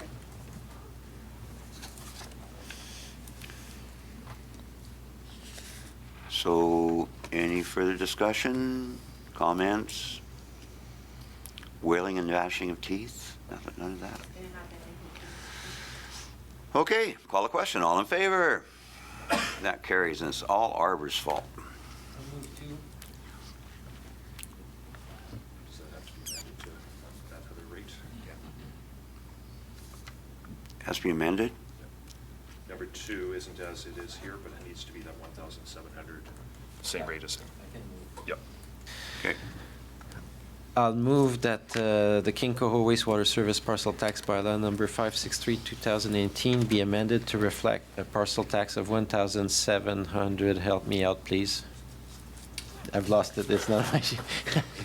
$86.41. $86.41 per strata to be levied in 2020.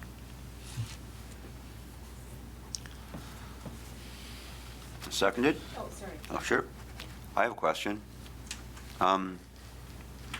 With the newly elected minority government sitting on $180 billion worth of funding for infrastructure, would this be qualifying for that kind of grant funding? Would obviously we'd be applying for some of it.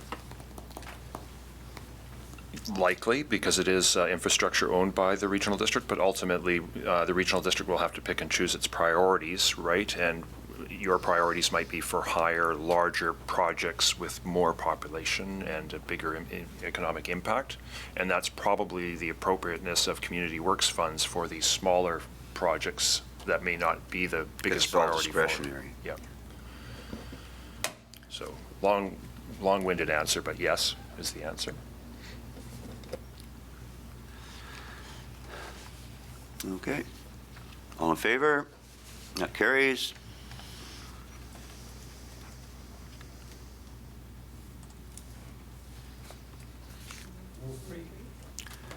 Move 3, that the board give readings to the proposed King Coho Wastewater Service Future Expenditure Reserve Fund Establishment Bylaw as outlined in Appendix A of the staff report dated December 4th. Second. Any further discussion? All in favor? That carries. Now, lunch is waiting, but Amanda's waiting too. Want to do one more? Okay, let's go back and... Item number 10, Mr. Number Chair. 10 again? Thank you. Thanks, guys.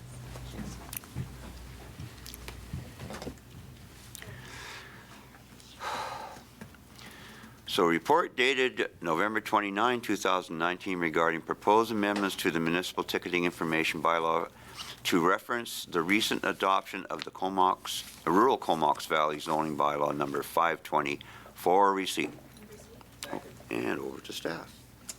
Amanda. Good afternoon to the CAO and Chair. The report I'm presenting today is an overview of proposed changes to the Regional District's ticketing bylaw number 104 to reflect the newly adopted zoning bylaw number 520. This report addresses the need to update the existing schedule and fine amounts in the ticketing bylaw. The Rural Comox Valley zoning bylaw number 520 was adopted on October 29th of this year, which repealed bylaw number 2781, being the Comox Valley zoning bylaw. The adoption of bylaw 520 also effectively repealed the existing section of the municipal ticketing bylaw, which addressed ticketable zoning bylaw infractions. The list of proposed changes are attached to this report as Appendix A. The list of the proposed changes, staff took into consideration the more frequent bylaw complaints and the nuisance types complaints that we come across and get involved in. Municipal ticket informations, or MTIs, tickets, are a form of ticket available for local governments through the Local Government Act. The CVRD's approach to MTIs are to issue only after voluntary compliance has been exhausted, or that compliance is highly unlikely, or in the case of continuing and ongoing enforcement issues, maybe somebody who's been given several chances to comply already. Essentially, MTIs are not issued in every instance of noncompliance, with an educational compliance-based approach applied to the start of the file. Costs associated with administering MTIs are limited to staff time, which include tracking issued tickets and collection letters. Staff time may also involve bylaw staff representing the CVRD in provincial court matters, including prosecution of disputed tickets, or at payment hearings for unpaid and ignored tickets when we go to collections. Not updating the MTI bylaw to address the new zoning bylaw changes leave provincial court or BC Supreme Court applications as the only enforcement option and tool through the zoning bylaw. These can be cost prohibitive, time consuming, and excessive on simpler land use violations.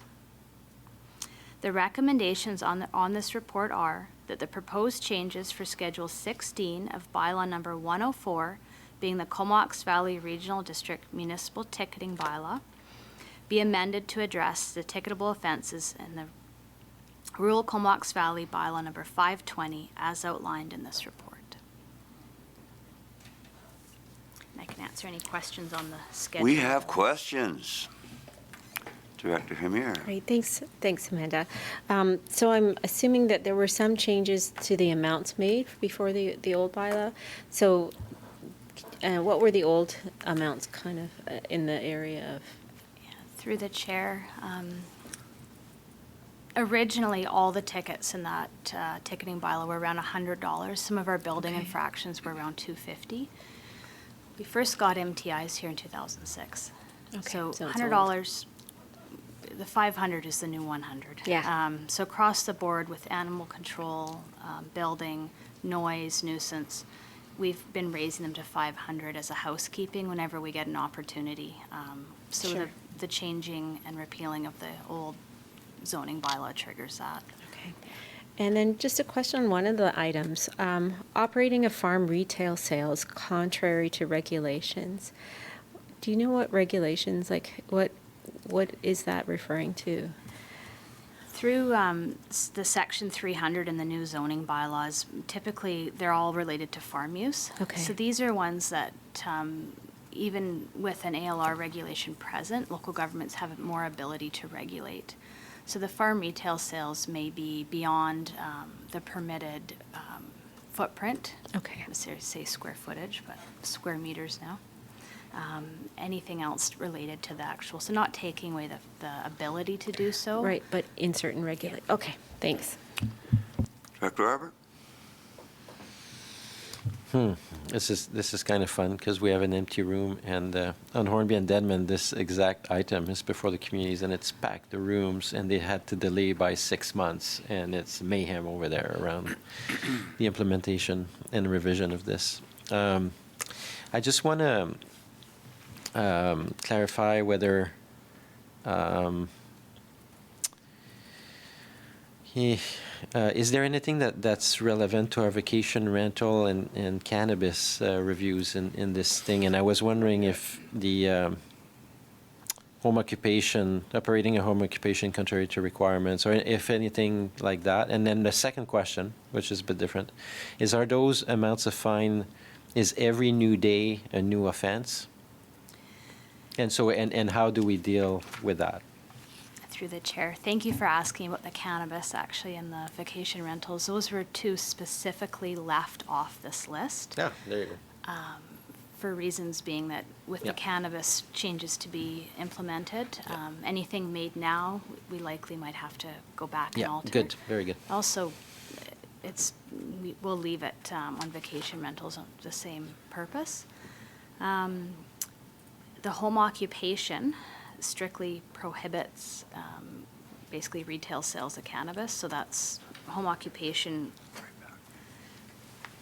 We may use that as a ticketable offense, but likely look at some other options as well if someone was continuing with a cannabis-based retail sales without proper zoning. Each 24 hours can be a new offense. So if you're ticketing somebody each day on something and they're continuing to do it, the amount of work for a ticket, say business licenses are usually how that works, if we had them, until someone comes in and gets one. It may be that we stop with ticketing at that point if we're not getting anywhere and switch gears to one of the more aggressive forms to stop the use. If someone doesn't pay a ticket, they can keep going. The tickets are a set amount, so we've set them, say, at 500 or 1,000. That's the most we can do. If it's more serious and it's ongoing, we might want to make that application to provincial court where the fine amounts can be anywhere from 2,000 to 10,000, and that's up to a judge's discretion.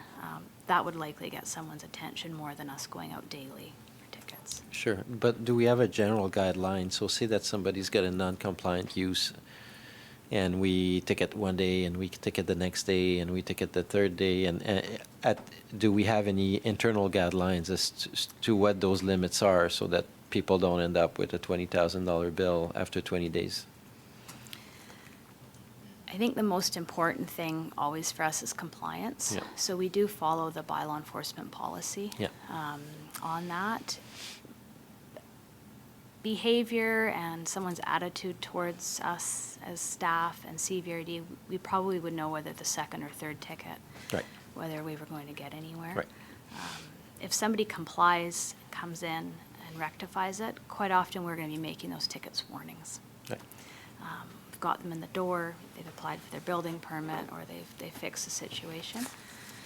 I can't see us going on for 20 days. There is no set guideline for us to follow on a certain amount because no one files quite the same, but that would be more of a discussion with senior management on which tactic we'd take. Yeah, Be that's good enough for today, Unlikely yeah. we'd keep going out if something was occurring that long.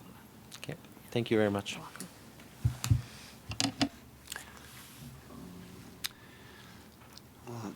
Okay, so that brings us to the question on receipt. Call the question on receipt. All in favor? And there's a recommendation attached as well. Okay, and Director Arbor, you're first. I'll move that the proposed changes for Schedule 16 of Bylaw Number 104, being the Comox Valley Regional District Municipal Ticketing Bylaw Number 104/2010, be amended to address ticketable offenses in the Rural Comox Valley Zoning Bylaw Number 520/2019, as outlined in the staff report dated November 29, 2019. Seconded. No further discussion. Call the question on 10. All in favor? And that carries and brings us to recess time. So we'll, half an hour enough? Okay.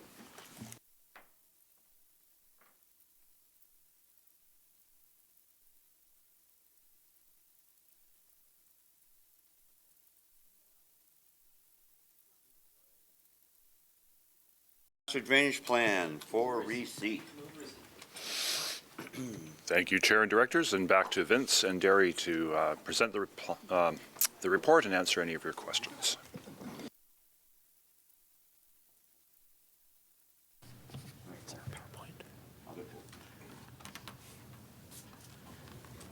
Okay, thank you, Russell. Through the Chair and the CEO, good afternoon, Directors. The purpose of this next report is to present the Saratoga Miracle Beach Master Drainage Plan and associated recommendations for next steps for the committee's consideration. Saratoga Beach is one of 3 settlement nodes identified by the Regional Growth Strategy. There are concerns in this neighborhood with seasonal flooding and the drainage impacts due to development. The master drainage plan was developed to investigate these impacts and to identify mitigation options for consideration. When we speak of impacts of development, some significant factors are land cover changes and increased impervious surfaces. This can result in higher stormwater flow rates and volumes, which can lead to increased downstream flood risk, increased stream erosion, damage to aquatic habitat, and resulting costs for flood damage repair and aquatic habitat restoration.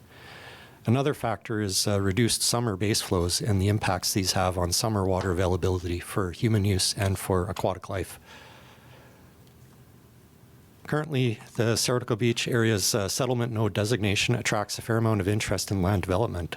However, the existing drainage infrastructure in the neighborhood, consisting of streams, ditches, culverts, ponds, and wetlands, can be limited in its capacity to deal with existing flows. There's also the impact of the CVRD's existing rainwater management requirements. These deal with rezoning and select development permit applications. And the map here on the screen shows those development permit areas that include rainwater provisions. And as you can see, there's large areas of the map that aren't subject to these requirements. Mitigating the drainage impacts of development can be achieved by preserving and or restoring the natural water balance of a site. Part of this means ensuring that flows from a development site match those that would have occurred prior to development. The master drainage plan includes retention volume, infiltration area, and base flow release rate targets that can assist with sizing mitigation works to go with development. The plan envisions that a mix of public and private mitigation works could be necessary. Public works could include retention ponds on CVRD-owned property or linear rain gardens within the road right-of-way. And private works could include on-lot rain gardens or similar types of infrastructure. These works would require ongoing operations and maintenance funding, which could be provided through a local service area. This brings us to the next steps. These are as captured in the recommendations in the report. The first being to incorporate the master drainage plan targets into upcoming regulatory tools, which could include a subdivision and development servicing bylaw or a rainwater management development permit area. The study of options for the establishment of a rainwater local service area to look after rainwater infrastructure, And lastly is to work with the Ministry of Transportation and Infrastructure to investigate the opportunities for rainwater management infrastructure located in the road right-of-way. And with that, I'd be happy to answer any questions.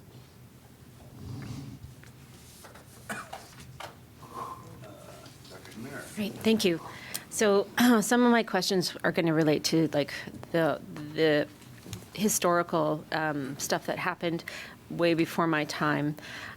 It seems like this area in particular, Miracle Beach, Saratoga, has multiple issues that are happening. It's obviously very wet, and we've got the mosquitoes to prove that there's an exacerbated wetness problem.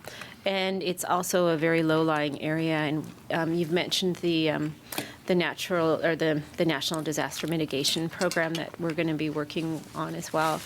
So, and I don't know if this is something that staff can even answer.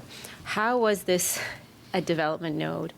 Why was this particular piece or area designated when it looks very low and it has drainage issues? Were these, does anyone know, were these issues contemplated when this area was selected? There's no short answer to that, Yeah. but it is historical. Okay. And it dates back to the Comox-Strathcona Regional District and land use policies that were adopted before the split. Some of it we the regional inherited? growth strategy really was the recognition of much of what already existed. Okay, so we might have inherited some of the development sort of planning from previous Well, times. certainly it is us. Yeah. You can't Well, be a part of that. how much But, of it was questioned then? Because I think what we're now seeing is the hens come home to roost, where we've got some really big issues coming along. So we have drainage issues, which I'm assuming are primarily winter related, with high rainfall events happening. You mentioned in your report that there may be an issue with where, even if you put in some of this drainage infrastructure, where can that water go if sea level is rising? So my question to staff is like, how much time and attention do we actually put into this when there may not be like a quick answer for this or an easy answer if there's nowhere for the water to even go? Is that answerable? Okay, good. I think certainly we recognize that as well, and any future policy or planning work that we're going to be doing is going to be taking into consideration the new mapping work that's coming out of that NDMP program and some of the other considerations that you've mentioned as well. Do you foresee any of the retention ponds or water, maybe not the rain gardens, but anything exacerbating the mosquito problem with having sitting water? Or is that more a winter time versus summer? Like, could some of that water still be around in the summer months to exacerbate? Well, we aren't experts at the mosquitoes, but what we're hearing is they're not necessarily dependent on standing water as well. That maybe that has had something to do with them being located or there, but they can definitely rely and breed without standing water. Yeah. So, but with that, understanding that with more standing water around, could that be a potential issue coming forward? I concur that it would be something that we would probably have to consider as a factor in designing such things as retention ponds. My understanding is disturbing the surface of standing water as a way to keep larvae from breeding and that kind of thing. So some bubbling? Bubbling, those kind of things could potentially be considered if we ended up going down that road with that type of infrastructure. And then I think I don't know, again, if you can answer this. The last point, would any of the work in your master drainage plan, could it potentially indicate that this certain areas we just need to retreat from? That there's just not any development and rainwater management that we could potentially do in conjunction with the rising sea level study that we're going to be doing? Could that be an outcome of some of the plan?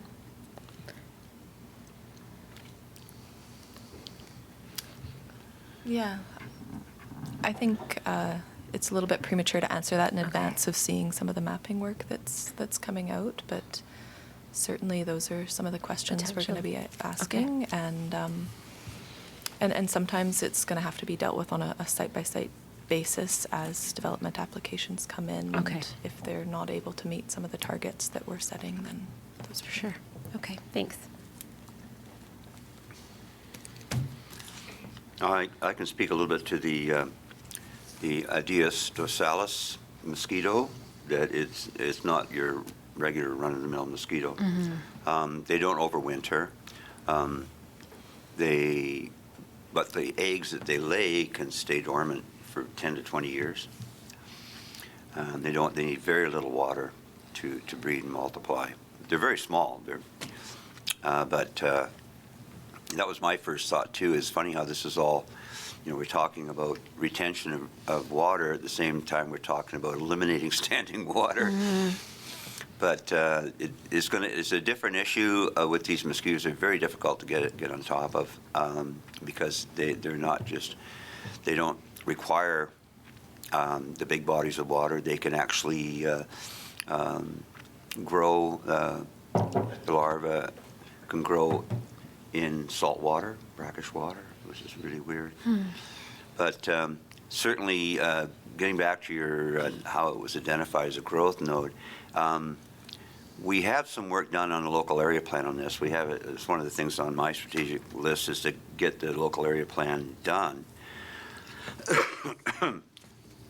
But this would certainly benefit from all the work around the flood mapping that's on tap. And that's due in 2022. It's quite a ways out now, isn't it? The flood mapping? Will be completed spring, like March 2020. This year. This year, the coastal floodplain mapping. Oh, we'll have it that soon.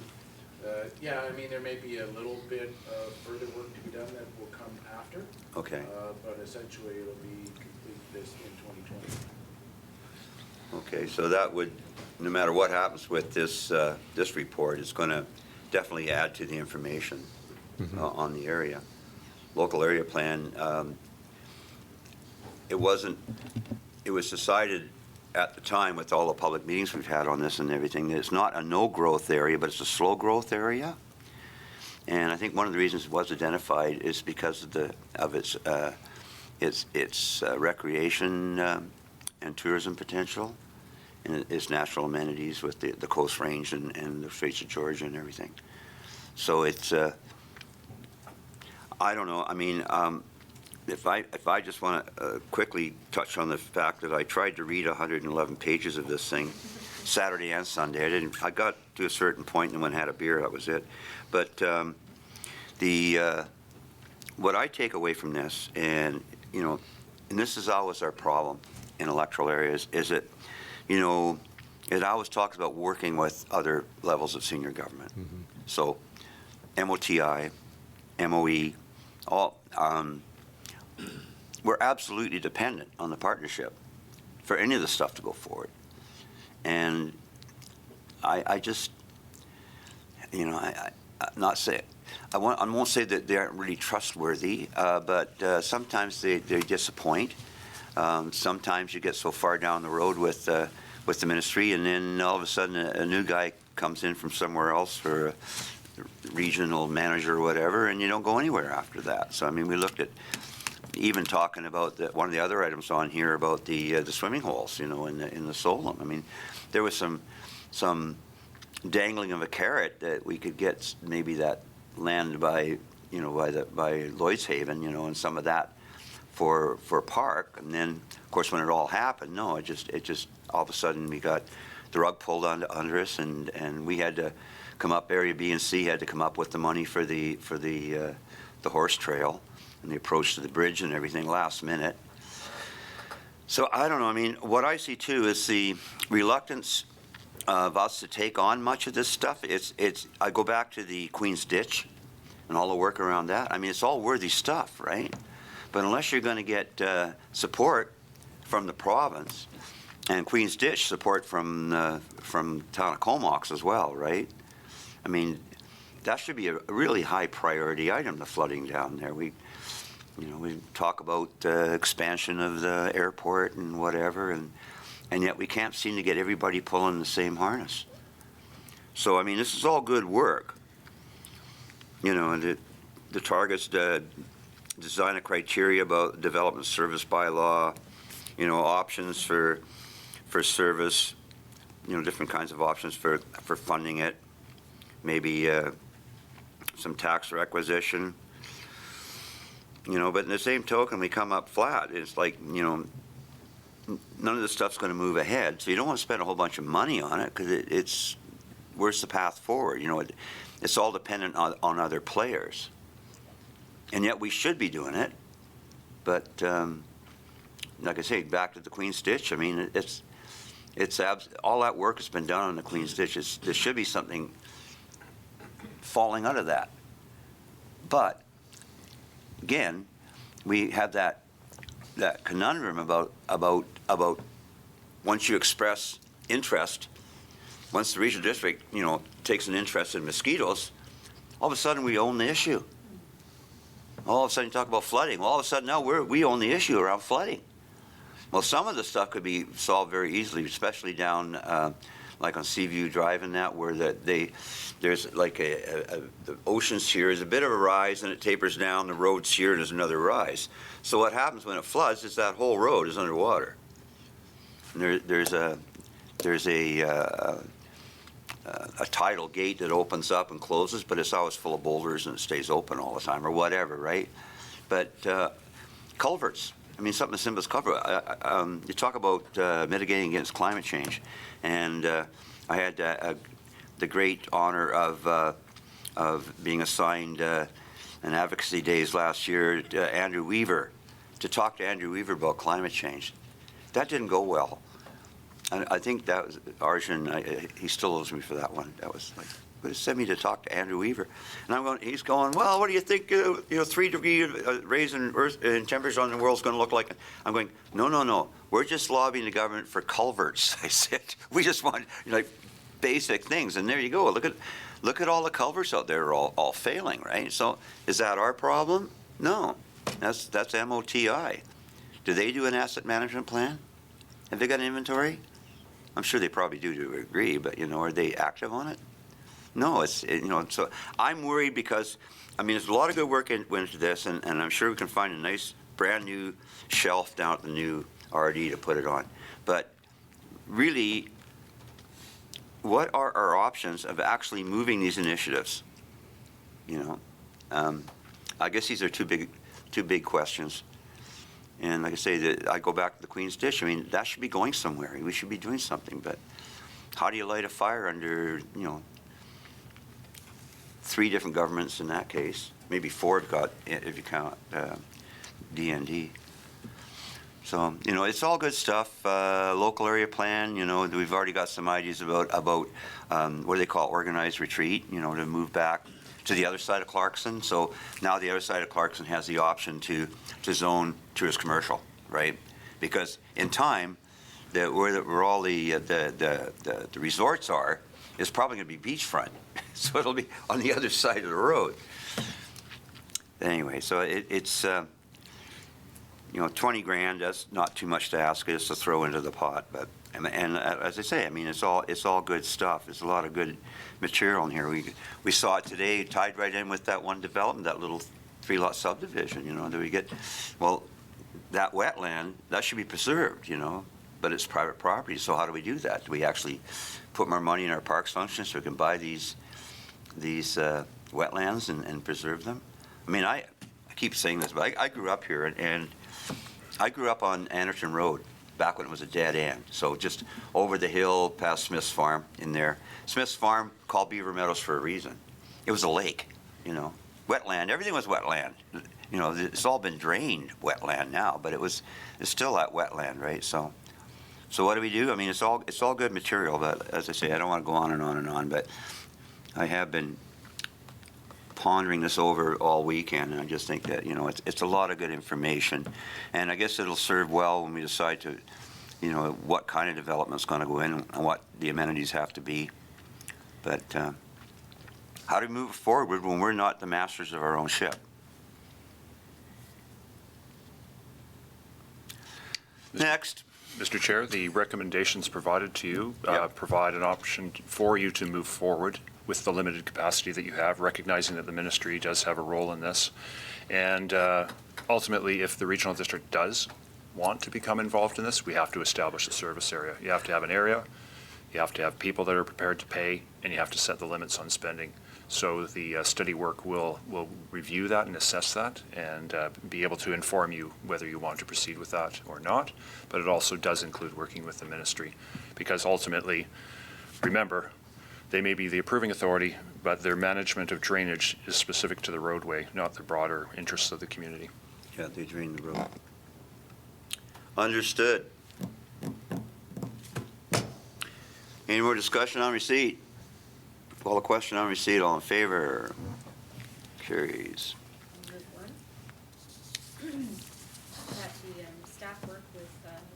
Transportation and Infrastructure to identify opportunities to implement rainwater volume reduction best management practices within the road right-of-way in select areas of Saratoga Beach neighborhood. Second. Thank you. In favor? Those with alternate opinions? Carries. Shall I move to? Number 2. Mike's on. That engineering services staff work with planning and development services branch to incorporate rainwater management language, performance standards, targets, and design criteria into a subdivision and development servicing bylaw and development permit area for the Saratoga Beach settlement node. I'll second that too. Right. Question to staff though, is there any way we can work mosquitoes into this? Even if we, Separate service. it could be the same service area, right? You're going to take it on? Well, just wait till the little buggers come out and start biting everybody in June again. Yeah, they'll be all over the place. I got 120 emails on that. Yeah. Okay. Any more discussion? All in favor? That carries 2. Okay, I'll read 3. The $20,000 be allocated to a study to identify service structure options for a local service area to provide funding for public rainwater management infrastructure to be funded from rainwater management implementation funds included in the proposed 2024 fiscal plan for liquid waste management planning services. Okay. We got 20 to 2024, so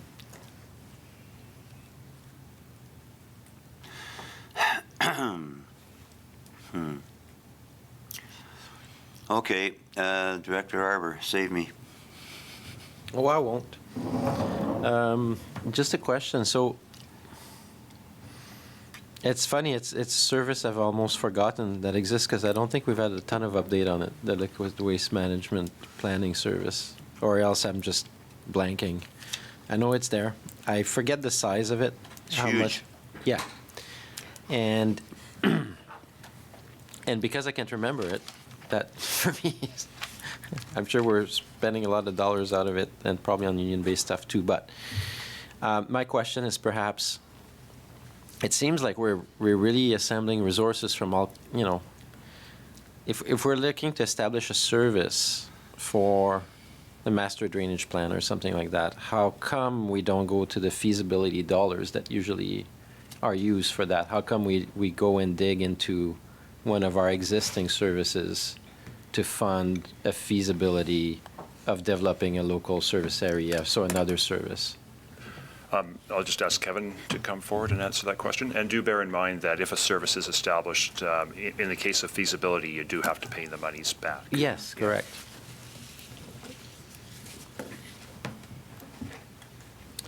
So through the chair to the director, so we could potentially access feasibility funds because that is certainly what they're designed for, but it would really come down to what the current resource capacity is within that specific feasibility service area, because of course we have 5 of them, depending on the service area that we're talking about. However, also at the same time, if we do already have an existing service where that work could be done, it's certainly not out of the question to consider that as an option as well. Thank you for that clarification. So then that makes me think, I understand that rationale. We've done that on Hornby with different things. But at the same time, if we look to establish a service, that would require some kind of electoral assent. Oh, yeah. Correct. Right? And with the kind of, if we put Director Grieve to pitch the electorate on electoral assent for such service today, as you say, we don't control a lot of what may or may not happen. But okay, no, that's enough clarification. I'll let it go. I think it's fine for 20,000. But both of you sang from the same tune around big questions that we'd probably like answered around. Is this something that we'll be able to enact into something that people will be willing to pay into? I guess we shall see. But thanks for the work. Yeah, I would say that it's one of our biggest functions is rural electrolyte liquids waste management, and it's very little to do with sewer. Well, I know our education. So, I often wonder where the money goes on that. I'd request a refresh on that, and I'm sure we'll get it at budget time. It's coming up. Budget's going to be gonna- here. So we'll be providing you all the find out. details. Yep. Yeah. So I guess 20 grand isn't bad. We can at least we got it on the shelf, as they say. Got a nice clean shelf waiting for this report. So. All in favor? That carries. It's all digital now, Mr. Grieve. I beg your pardon? There's no printed report. It's all digital. There's no shelf anymore. Oh, I think they keep paper. One good solar flare and you can wipe it right out, right? Thanks, guys. Thanks very much, I guess. Okay, we're going to access the Solar River for swimming. And Mark's here. We're going to access a report on accessing swimming. See, and, it's a paper report, Daniel. Mark will present the report and answer your questions. Welcome, Mark. Thank you. To the chair, or to the directors, to the chair. Staff would like to just report findings on recreation potential for swimming on the Solom River.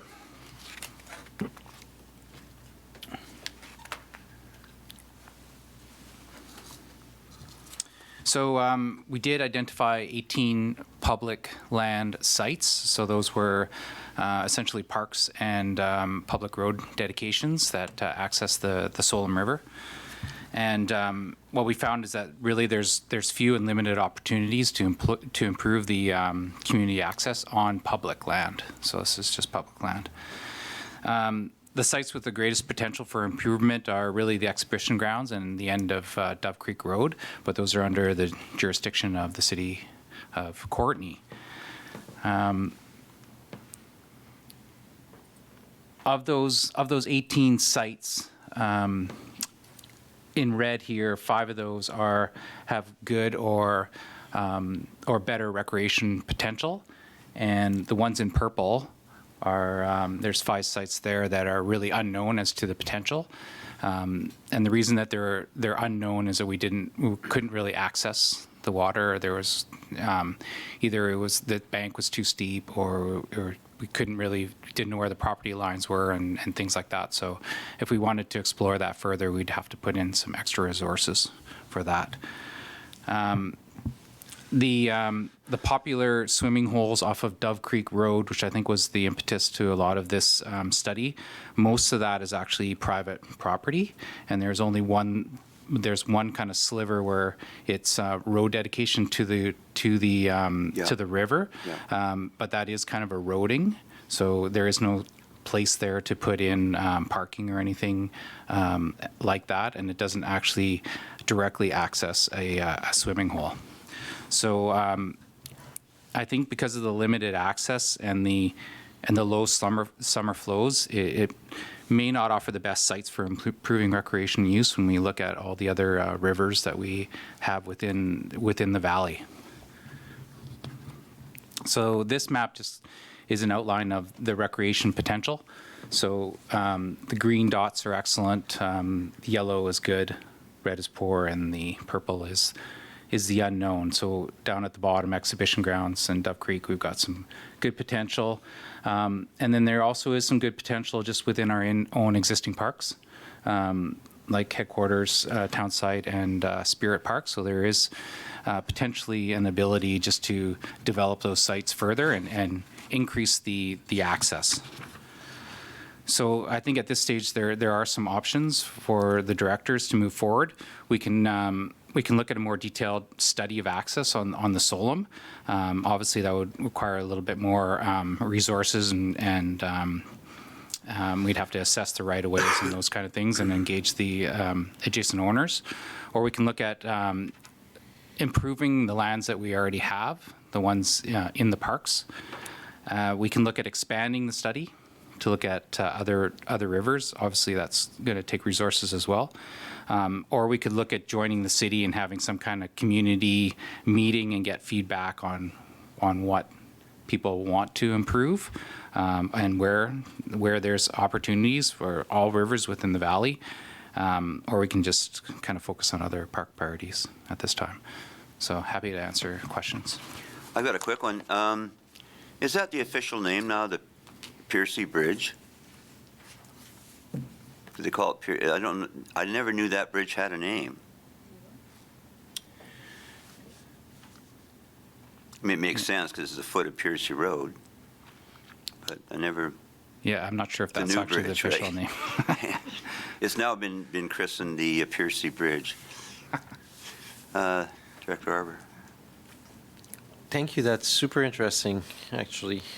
I don't know the Solom River much, so a basic question, an important one for everybody, I'm sure. Is it tubable?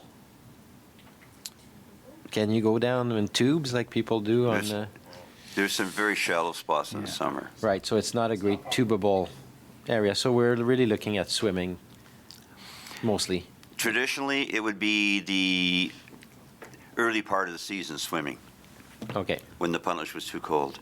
You go down to the Solom. And is it still true today? Is it very limited use that we're seeing from people? Because there's some comments, engage a community of users, and I'm wondering how would we engage that community? Who are they? Is it 7 people or is it 1,000 that are currently using it? Just some question because you ask us, should we look at further work on this or just prioritize other parks endeavors? Yeah, I think it'd be good for you guys to realize that the amount of work that went into this is very preliminary. Sure. Yeah. So we just looked at a couple days, and then at some of the sites there was maybe 6 people here and there, but we didn't do an in-depth study to kind of give us really a good timeline to give us really good data to answer that question. Okay, great. Did you have the map that MOTI gave me? Yeah, we use that as the basis for looking at the Dove Creek. Talked to MOTI at all on this issue? No. I didn't personally know. It was Brian Allert that was working. Oh, Brian's okay. Yeah, because you know that Woodrow Road there, right at where Dove Creek Road turns left and goes up across to Burns. Anyway, apparently there was a spot there, like that's all right away right down to the river. It might be a high bank or something, but it's sort of written as site not open here. Yeah, that was one of the things she identified as being a possible, because they would like to get all the U-pickers away from McClintock's farm when they're picking on his farm. Does he have blueberries too, doesn't he? Oh, yeah. You-pick blueberries. And apparently they park all over that part of Dove Creek Road, and it drives Ministry nuts because you can't get through, right? So she suggests that'd be a good place to put a parking lot, so they can get all those U-pickers. But, it's just, I'm glad you did this, guys. It's great, but, I see the erosion of public access, and to say, well, there's a potential trespass on private property, that should be mitigated somehow. I think we're finding more and more as years go by that we are limited in our I don't know if we actually have the English common law right to roam in Canada, but there's very few places that I used to be able to swim in a lot of those places, and they're all off limits now. People put up fences and what have you. In some cases, they put up fences over right-of-ways, and we know how that works. So, so it'd be good to bring it up with Courtney. I guess if there's no appetite at the staff level, we could work on the political level on that. Director Arbor, you got something to add? No, I guess not. I mean, this is just for receipt, but there was 5 options listed, so I was just wondering if this feedback was sufficient or if you were looking for us to. I just wanted to leave that in your court and see where you wanted us to go with that. In regards to the Woodrow one, it is quite steep off of the road. So if we were to look at that access, we'd probably have to have some kind of stairs or something. I don't know if we would be able to build a parking area there. And that being said, I haven't walked down there, and I don't think that Brian actually walked down that access. I think he just looked at it from the road. Well, I say they were quite keen on getting the parking off the road. So it was one of the ones that she delineated. Rosina? Well, as someone who does swim, I usually go to Solom Spirit Park, and you know, it's nice to see that we rarely see people there, so you've just blown the cover off of that. Yeah, like when 2 other people there, it's like, oh my God, it's crowded here. You've just blown the cover. I know. 2 people. But having said that, I mean, I do see the river as a fantastic recreation opportunity for people. You know, it's actually called, it's given a name, it's called wild swimming. I just came across that terminology. When you're swimming in a non-chlorinated pool, it's called wild swimming. So Wild we do swimming. wild I swimming. thought it'd be a little wilder than that, if you know what I mean. No, that's all it requires. Doesn't have anything else to do with anything. The whole idea that we have access to so many rivers in the valley, I think is one of the reasons that people do choose to come and move here, because that this exists. So thank you to Director Grieve for asking for this report. I would like to talk to and work with, you know, with Courtney around this because of the potential. I mean, it takes stress off of our pools in the summertime. I don't know who goes to a pool in the summertime, maybe for swimming lessons, but there's certainly that crossover of parks and recs function in this whole aspect. And yeah, let's have a look and see if the exhibition grounds could potentially be a spot, or if we look at, you know, if we find another place. But yeah, I think it's one of those potentially low impact recreation opportunities. So, and with more people in the river, I think you would start to see more people noticing changes in the river. So that's my other thing that I'd like to have people see what's actually going on and be the eye keepers. Yeah. So 20,000 from a liquid waste management for this effort. Double the gas tax, told you. Yeah. The other one I thought was interesting is you got Bridges Road going right across headquarters. I didn't know it did that. So there's a right-of-way there through Crispin's farm, looks like. Yeah, good luck. Good luck? He's a lawyer. Oh, right. Huh? Look who lives on the other side. Oh yeah. Right on. Anyway, that's. I would think that if we do receive this, maybe we could, at the very least, see if staff could organize a meeting. Yeah. And with MOTI and maybe some interested people from Courtney, maybe we'll work on the political side of that. So call and receipt. All in favor? And we need a motion for direct the staff to see if you can organize a meeting. Then I propose that that we ask staff to organize a meeting with Moti and possibly City of Courtney and other interested. Whether I guess we don't need a real public meeting right now. Just a little, just an exploratory meeting. Second. Is there any way that this I guess isn't really part of the Connected by Water? That's all to do with our drinking water project, or is there an opportunity to access funds from that side of things? Oh, from the ag plan? No, from the water. Community parks thing. Yeah, okay.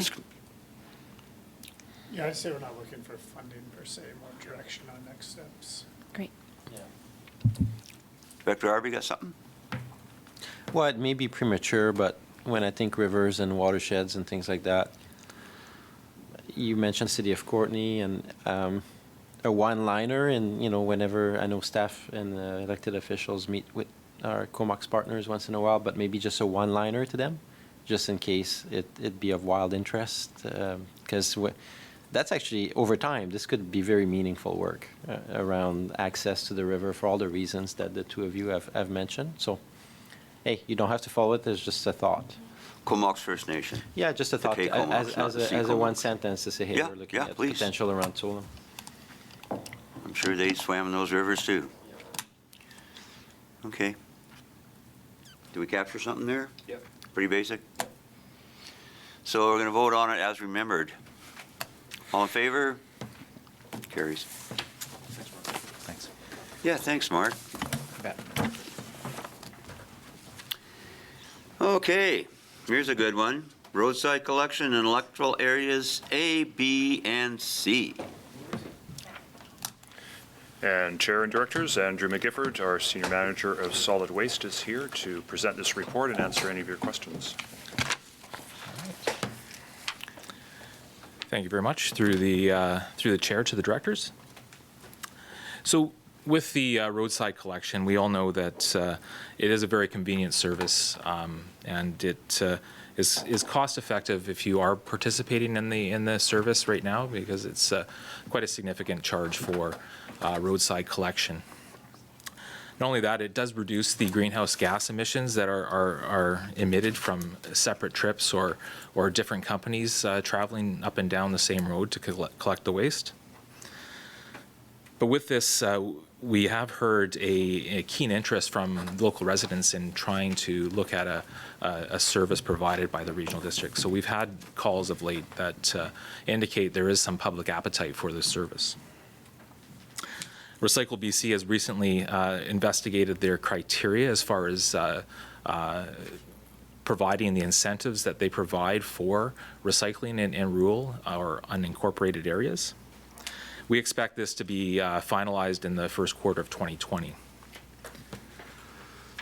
When we look at the EA areas in the Comox Valley Regional District, we've started to look at the individual pockets that meet some of the criteria that they've proposed, that we've been working on feedback with Recycle BC. And we should have that by the time we meet in February as far as outlining the approach that we have for the rural service. With the staff workload that we have with the other projects going on within the CVRD, it's important to note that we don't have the abilities to undertake this earlier in 2020. We originally planned and may have indicated that we would like to undertake this early in 2020. But our approach will probably start in the summer of 2020 with the mail out and surveys, and then a public open house to gauge the support of this project or this service within the electoral areas. It should be noted that some of the criteria might not indicate that Denman and Hornby might be available for the recycling incentives, but we can review what might be possible should there be support for that from the area director. After the initial phase of the public outreach, what we'll do is we'll bring that back in the fall, and then have that for you to consider as far as the approach for assent, and also the education that we need to support the service that we would like to provide for the rural areas. So what staff have done is they proposed the $60,000 for the 2020 to be part of the financial plan. Additional funds might be required in 2021 depending on our approach for the assent and what public outreach we might need to undertake. The funding would come from the three feasibility study services, and it's an even split between A, B, and C. And also noting that the prior referendum costs and engagement that we had for the service back in 2013 maybe need to be recovered through the service, and we'll further investigate that depending on the approach that we have for the service area. So we are recommending that we have that $60,000 included in the 2024 financial plan. We have lights up. Director Hamir. Great, thank you. Thanks, Andrew. So one of the other decisions that kind of is hanging on the outcome of this is for me, is the closure of the unmanned recycling depots in Area B, like at Courtney Country Market and in Comox. And I'm wondering if there is a way of tying these two decisions together, at least in the way that we put it out to the public. Yeah. I've seen the staff reports, and I'm all supportive of shutting these down, but I wouldn't be comfortable with shutting those down unless there's an alternative way for rural area residents to get their recycling. Just the feedback we've had from the initial report that went out into the paper, I was sent a flurry of emails saying that people would just stop recycling. It was even that small distance from Courtney Market to Puntledge was enough to put people off. So, having the two things tied together, we could look at, recovery of the funds that were required to keep that area open, but also as the incentive to say yes, because we're closing these down. So I don't know if staff have thought about how that could be, tied together in a way that really incentivizes this service, so that we save money closing those two things down, but we give people this as the alternative, so that they know that we're not just letting them flounder and yeah. Mr. Chair, we very much appreciate the feedback you're receiving as a result of the announcement of the potential closures, and that's important for us to consider moving forward, and we'll be part of that as we work with the Comox Strathcona Waste Management Board. It is a little complicated in that we are trying to address a real funding and resource issue with a broader service that covers the Strathcona Regional District. And I think we did a tour of the facilities in the north, and they are extremely problematic in that the owners of property are concerned. Recycling is not being done as people anticipate because of the contamination issues. But having said that, moving forward and doing it properly will require some fairness or consistency in terms of how north and south of the oyster are treated.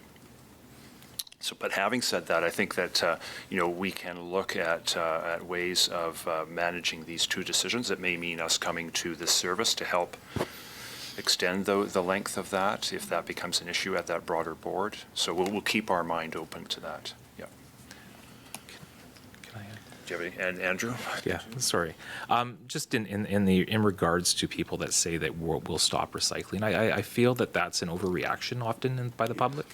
They feel like you're taking away that service and that change, but people are good. People like to do the right thing, and I believe that they will continue to recycle. It's just a reaction in the moment when they're used to using that service.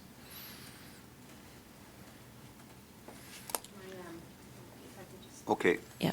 Subsequent. My one comment to that is, I am hearing that the Puntledge location especially just may not have the capacity to have all those people who are currently using both Country Market and in Comox, because the parking lot's quite limited. I mean, there's maybe 20 spots at any one time, but yeah, I would love to believe that most people are good, but I think I've mentioned I have seen the garbage of my neighbors, and it is filled with recycling too. So, those people who go to Country Market, they may drive down, but we're also seeing this a lot of recycling that's currently being, funneled into our garbage stream that having this rural pickup could really help with. So, okay, but I'll wait to see what staff are able to do. Just a quick question before we go to Director Arbour. Is there an existing ban on recycling going into landfill? Does that law exist already? Yes, Chair, we have the ability to impose a higher rate for waste with mixed recyclables within. It's something that we would have to address and have a plan to start to address to do that change, but there is that ability. But understanding there's many challenges associated with trying to assign that cost of mixed recyclable with your MSW. So It would fall in the hauler, wouldn't it? And correct, it would fall in the hauler, but you would have the assignment of that, and the I think we need to have systems in place to ensure that we have the ability, such as curbside recycling, to ensure that they have the options available before you start bringing the hammer in and hammering the Well, it's ball nice in to there. have a carrot, but it's good to have a stick. Because if it exists already, then it's just a matter of enforcement. Just a thought. Director Arbor. Thanks. I like the the kind of process layout. And I think that's something I really like, because I think there's a huge education piece to be done, before even considering electoral assent, around what our current system is. So many of my constituents, that CBC Marketplace report on recycling, that took hold of everybody. And so everybody thinks that we are actually taking a lot of those recyclables and just tossing it into our old pit. Like, I think most people have seen the cost of their waste service go up on their tax bill, but they have no idea what we did with that. I always have to explain, like I had to do, obviously I'm an elected official, so I did the tour of the engineering cells. Like, there's a real gap of people understanding what is the system we currently have, what are the metrics around our recyclables versus garbage, and the stream of that. So that would be my first comment. So I like that we'll take some time to explain that. So, because I think that would create a lot of buy-in, because I've been impressed with how we're managing things, and it is expensive actually. And what's interesting is it's expensive in the rural areas where a third of the population where I've got 25,000 people out there, and we're not really, we know through our waste management service that'd be great to bring all these people in from our waste outcomes and our recyclable outcomes, but I don't think that people feel like that. I think people feel that we're still 15 years ago in terms of how we manage things. So that'd be one comment, but otherwise, even this being said, I keep being amazed at the interest based on the economic proposal. So, at the open houses, Fanny Bay, Union Bay, like the topic came up, get garbage recycling. Fanny Bay, I think it'd be 50-50, that people don't necessarily want to see it. They may like to just drive once in a while and whatnot, right? So, and the other 50 are like, we're old, we're seniors, and we'd love to have pickup of the road, and we pay for it, and we pay a lot for it, and $300 or $400, and it'd be great to have a service here. Union Bay, I think, and that came up in 3 different meetings. The open house, even with CVEDs, I pulled some of the businesses, and what was the third one? Oh, with the improvement district, and which I think you guys were here when we were talking here. We were talking about when they visited about potential for garbage recycling, and people were really warm. I'd say in Union Bay it feels almost like 70-30 that people would support garbage pickup. But what I like, this is just me, my feedback, so I think there's a case for doing this work. I'm definitely supportive of putting it in. But based on the 2013 experience, I would say we need to do a great job of explaining what we have so that people can assess, okay, it's going to make a big difference in waste outcomes. And even on the education side, I'd encourage us, a bit like we did with water, put a little bit more in communication. Like there's such a great Facebook site, Comox Valley Zero Waste, and you should see there's like 10 posts a day on there with people coming up with all kinds of great ideas, but we don't really have a presence. I think Arzina is a member, I am, but I don't weigh in that much. But you can sense there's a lot of public appetite and questions around that. So really closing that gap of dialogue between our rural communities and that system, I think I believe would take us to a place where people will feel comfortable with adopting roadside pickup. I can't guarantee it. That's my sentiment, having been here a year, but that's just my thoughts for today, so I'll be voting in favor of spending the 60,000.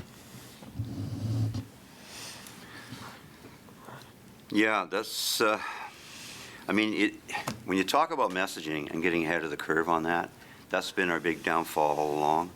I think the one thing we did well was the water treatment plant, because we took it out of house. It was managed professionally. I think Zinc did it, didn't they? Was it Zinc? Mr. Chair, all communications are managed by a sound group of individuals that we have that are professional at it. And yes, we do rely on outside consultation like Zinc, but I really have to commend our communications staff who led the water treatment plant project. It's a collaborative. Second. And yes, we do need outside support sometimes, and this is one of those projects. And if you support this, I really appreciate your feedback that the communications needs to be thorough. And I think what Andrew has outlined for us, this time frame, which is a little more extended, enables to have a good, robust communications plan. And if you adopt this, we will ensure that the timing of the closure of those depots is in line with what best supports this initiative too. One of the things they tell you at LGLA is you should not follow the model where you deliberate, decide, then defend. That seems to be not the way to do it.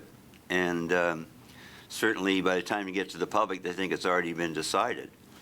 And a lot of times when we go to our public assent process, it's yes, no, 2 boxes. That isn't the way it should work, because people are just, the default will be no, because you don't want to have to think, you don't want to have to spend any more money. It's no, no, no, right? And I think I've talked about the Ennis Stark thing when they were looking at ballot initiatives in the States, and the fact it takes 3, sometimes 4 different kicks at the can before they finally get their taxpayer approval to put that new bridge in or whatever, right? You're actually number 2, I think, Director Hamir. I'll save the rest of it for later. I'm wondering if staff would be comfortable meeting with the haulers in this time period as well as doing the sort of outreach to the community, because if we can be a bit more strict on what is being sent, via the haulers to the landfill, again, I think that would incentivize the whole idea that we're not, we need to reduce the garbage that's going to the landfill. So, but has that ever been done where the haulers are brought together? I know there's fewer of them, but have you sat down with haulers to just discuss what's going on and how much they do inspect their own materials coming in? Through the chair, I'm not aware of any particular instance that has occurred. It may have occurred in the past, but I'm not aware of it specifically for that mixed recyclable content. There's been instances where we've addressed it and charged that fee based on what we've seen. But once again, it's consistency and making sure we have, something in place that we can defend as far as that charge. So we haven't had that interaction with the hauler, but we can take that and if you could, because the hauler who picks up on my road certainly is picking up lots of recycling. Oh yeah, they know it. So it's all mixed in. So I guess I'm wondering how do you know that in household waste that recycling's coming in? Are there spot inspections that are going on that just opening up bags? Is that how you find out? No, through the chair. The way that we look at it is it's dumped out, and you can see that it's containing maybe a large volume of corrugated cardboard or other plastics that you can deem, yes, that meets the threshold that it's over 10%, I believe, that's containing in recyclables in that MSW. But once again, it's that consistency that needs to be undertaken, and we'd have to make sure that we have good communications to the hauler. So I accept that as a good first approach, but we also need to make sure that we have a program in place that can be consistent and defended and Agreed. Okay, thanks. Daniel. Yeah, sorry, I had 2 more things. So I forgot to address the Hornby and Denman one, which is fine, but I mean, Denman has garbage pickup and they have a depot, and Hornby only has a depot. But I want to talk about kind of the carbon story around what we're proposing as well for the rural areas. Like you mentioned, we've got 2 or 3 different companies running inefficient routes. That's one thing. On Hornby, when I was calculating with some folks, like we drive to Calgary every week to get to the depot as a community, each in our individual cars, right? And so there's a carbon cost as well to doing the status quo of how we're doing it in rural areas. And I think an efficient service, even if it was on gas, would be better. But it gets even better because we have the potential story of using our landfill gas with the future of the fleet. Is that correct? That work is sort of a potential? It's a potential? Well, yes, the Fortis is looking for opportunities to have a CNG available in the local area, just to use that gas that we are providing them, hopefully in the future. But with the collection contracts outstanding, they're looking for that partner that would support the use of that. So there's a little bit of work that needs to be done. But the fact is we're enthused about that work. I know even from our CVRD board table, and staff is looking at it. So what I mean is, there's a way to have great conversations additional to what we have today. So what my previous comment was a lot about what we have today, but to paint up the picture of what could be in the future and the direction and how gaining scale by bringing the rural areas could potentially help us towards that. So I'm not assuming that all the economics will work, but I think people want a sense that we're innovative, progressive, that we have carbon in mind, that we have the best recycling outcomes in mind, and that we demonstrate that through good communication. And for Hornby and Denman, I'll drop Hornby because I reviewed the waste management plan, and in our waste management plan, it says the Hornby depot will stay open to the end of the cycle. So I'll probably bring that one back in a couple of years. And then from Denman, unless I hear from, actually I did hear from a couple of Denman's constituents who were asking about that a couple of months ago, but unless I hear more from them, and let's wait to see what the mapping and all those criteria come back as when you report back. But thank you for that work. I mean, we've been keen to initiate it a few months ago, and I'm glad to see what's before us today and the process that you've outlined. I think it's good. Okay. Yeah, back to the referendum. I don't think it was well done. As I say, you got to have options. You got to bring people in on the ground floor. But if we can handle this correctly, I think it's a matter of outreach. It's a matter of saying, okay, the regional district's moving towards zero waste. We're going to have, let's have a couple of talk trash open houses or something, and gather information from the public. Tell them, well, these are some options we can look at. Point to the regional district in Nanaimo and their great programs, Cowichan Valley's great programs, and say, we're basically lagging 15, 20 years behind the times here, folks. But you have to give everybody a heads up, a bit of a warning shot, and including the private haulers, saying that, we're not going to be accepting recyclables in our waste stream anymore. We're moving away from that. So how do we employ the public as part of the solution, so they feel like they're not just being carried along, but they're actually driving the boat a little bit? And I think that's where it really fell down. I mean, you got to lead everybody through every step of the way. Like I said, you don't deliberate, decide, and defend.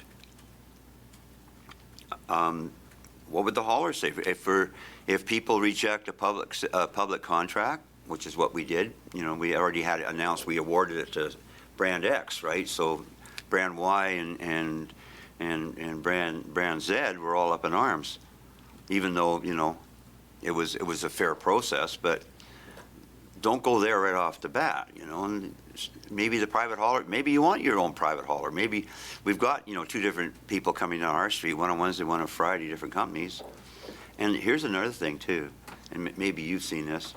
You see blue recycling boxes out on the side of the road with recycling in them, in some vain hope that the garbage guy's going to take the recycling away for them, He dumps it in there, And getting back to Courtney Country Market, I mean, you talk about people not coming the extra way down.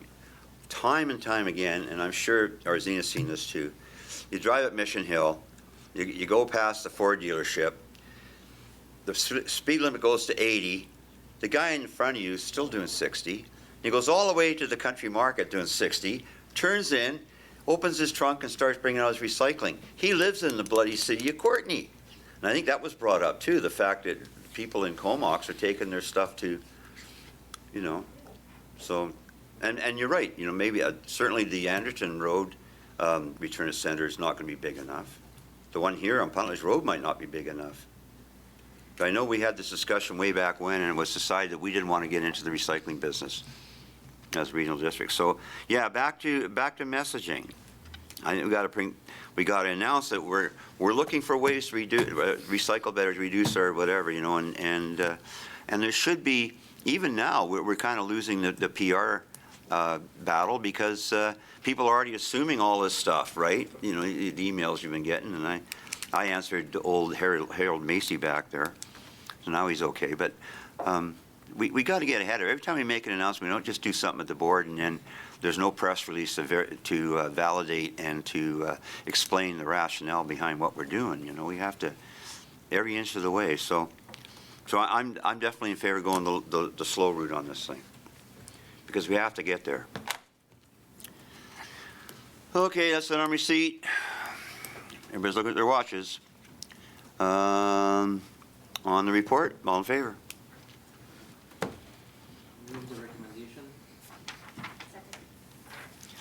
With some of the information that, some of the suggestions we brought forward.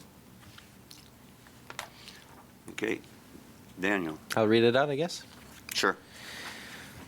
That total funding of $60,000 is included in the 2020-2024 financial plan, allocated as $20,000 from each of the feasibility services for Bain Sound, part Electoral Area A, Ladzone North, Electoral Area B, and Puntledge Black Creek, Electoral Area C, to support the necessary public assent process and communication efforts. And seconded, all in favor? Let's do it right. Thanks, Andrew. So I think we've hit all the addendums, haven't we? Just need to go to 9. Let's go back to 9 now. Okay.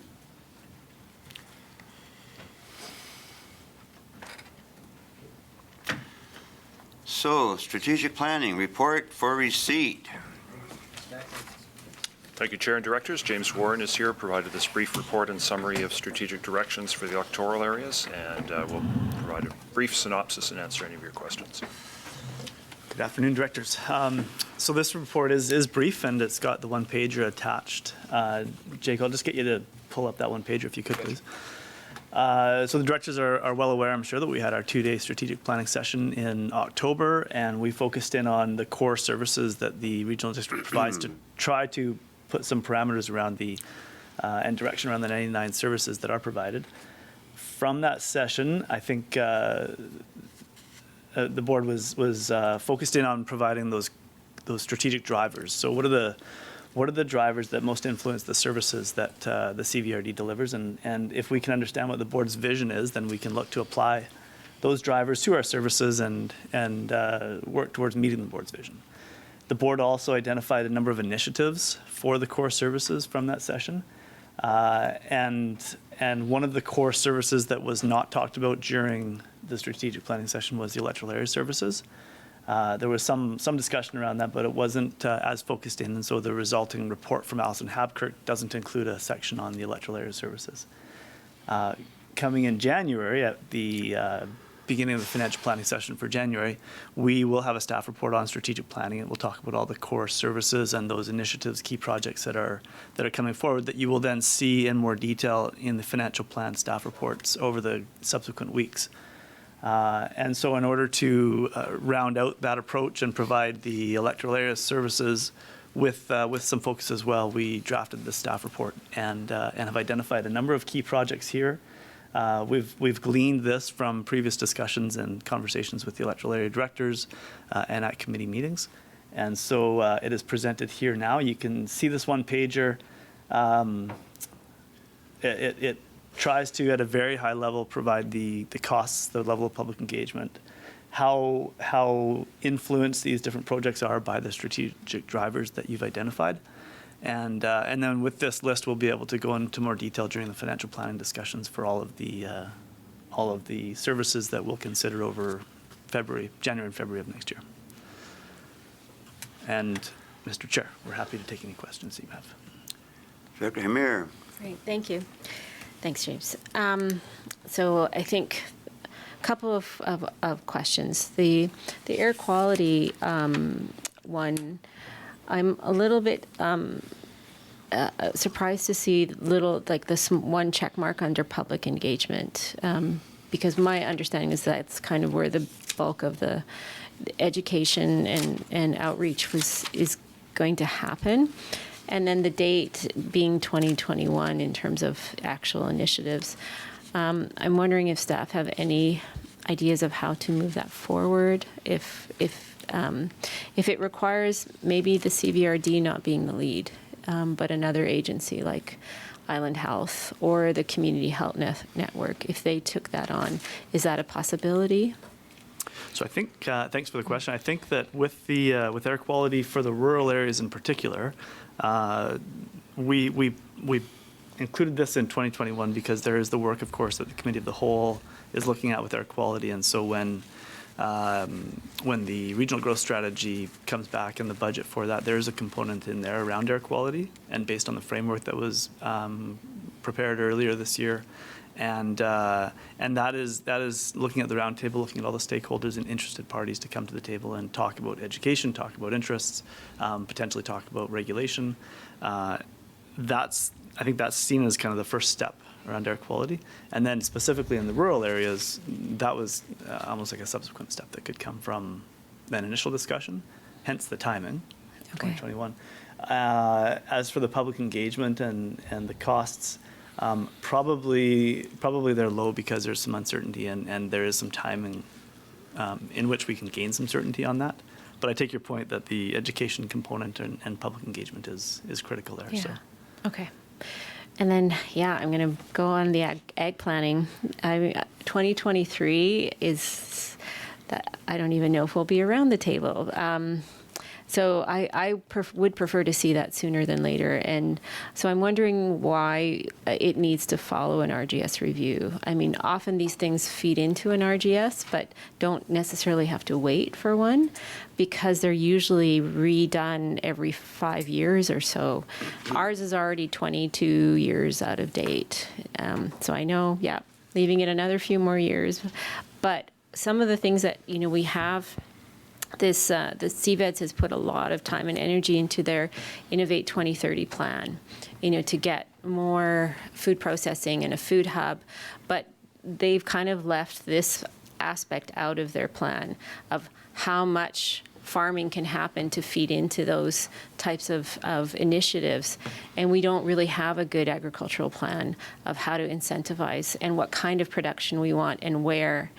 So, again, I'd like to see that done earlier. Is it possible to do a plan? Most of these are done by consultants ahead of 2023, but knowing that staff, implementation of said plan could happen later.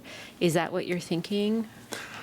If we can agree that it won't be done in 2020, but a subsequent year, then when you go back to your strategic planning in September, you can weigh to what extent CVEDS has responded to agricultural planning and initiatives, because obviously that is one of their drivers in terms of their new plan coming forward. So by that point, we will see what unfolds and what do they have on the horizon. Does that satisfy a lot of the things you want done by an agricultural plan? And if not, you can present to the board the need for doing this sooner than later. I think where we're coming from in terms of later 2023 is just from a resource capacity basis in terms of the RGS is one of the initiatives on one of the other core services, and thinking that an agricultural plan, if we undertake it, falls under that service. So it's just spreading things out to ensure that we have the capacity to manage it. So I think we hear you, 2023, you'd rather see it sooner, but if we can reflect on this in the 2020 strategic plan with the board and see how things have unfolded with CVEDs. Sure. I think in addition to that, the mention of the RGS there is that the RGS acts as a guiding document. Yeah. A lot of the work that has been identified and is in the existing 22-year-old plan can be incorporated to that RGS, and then from that review the potential for updates to the OCP and having another strategic level framework for agricultural planning can be incorporated. So there was some logic to that sequencing after the RGS. Okay. All right. And, you know, also putting it out there that I know staff time is really stretched for this, and that could our Ag Advisory Committee take the lead on something like being the advisory group for a consultant to do an ag plan. That's what I've said in other communities. That advisory committee is usually the lead, and so take some of the pressure off of staff to do the heavy lifting. Thank you.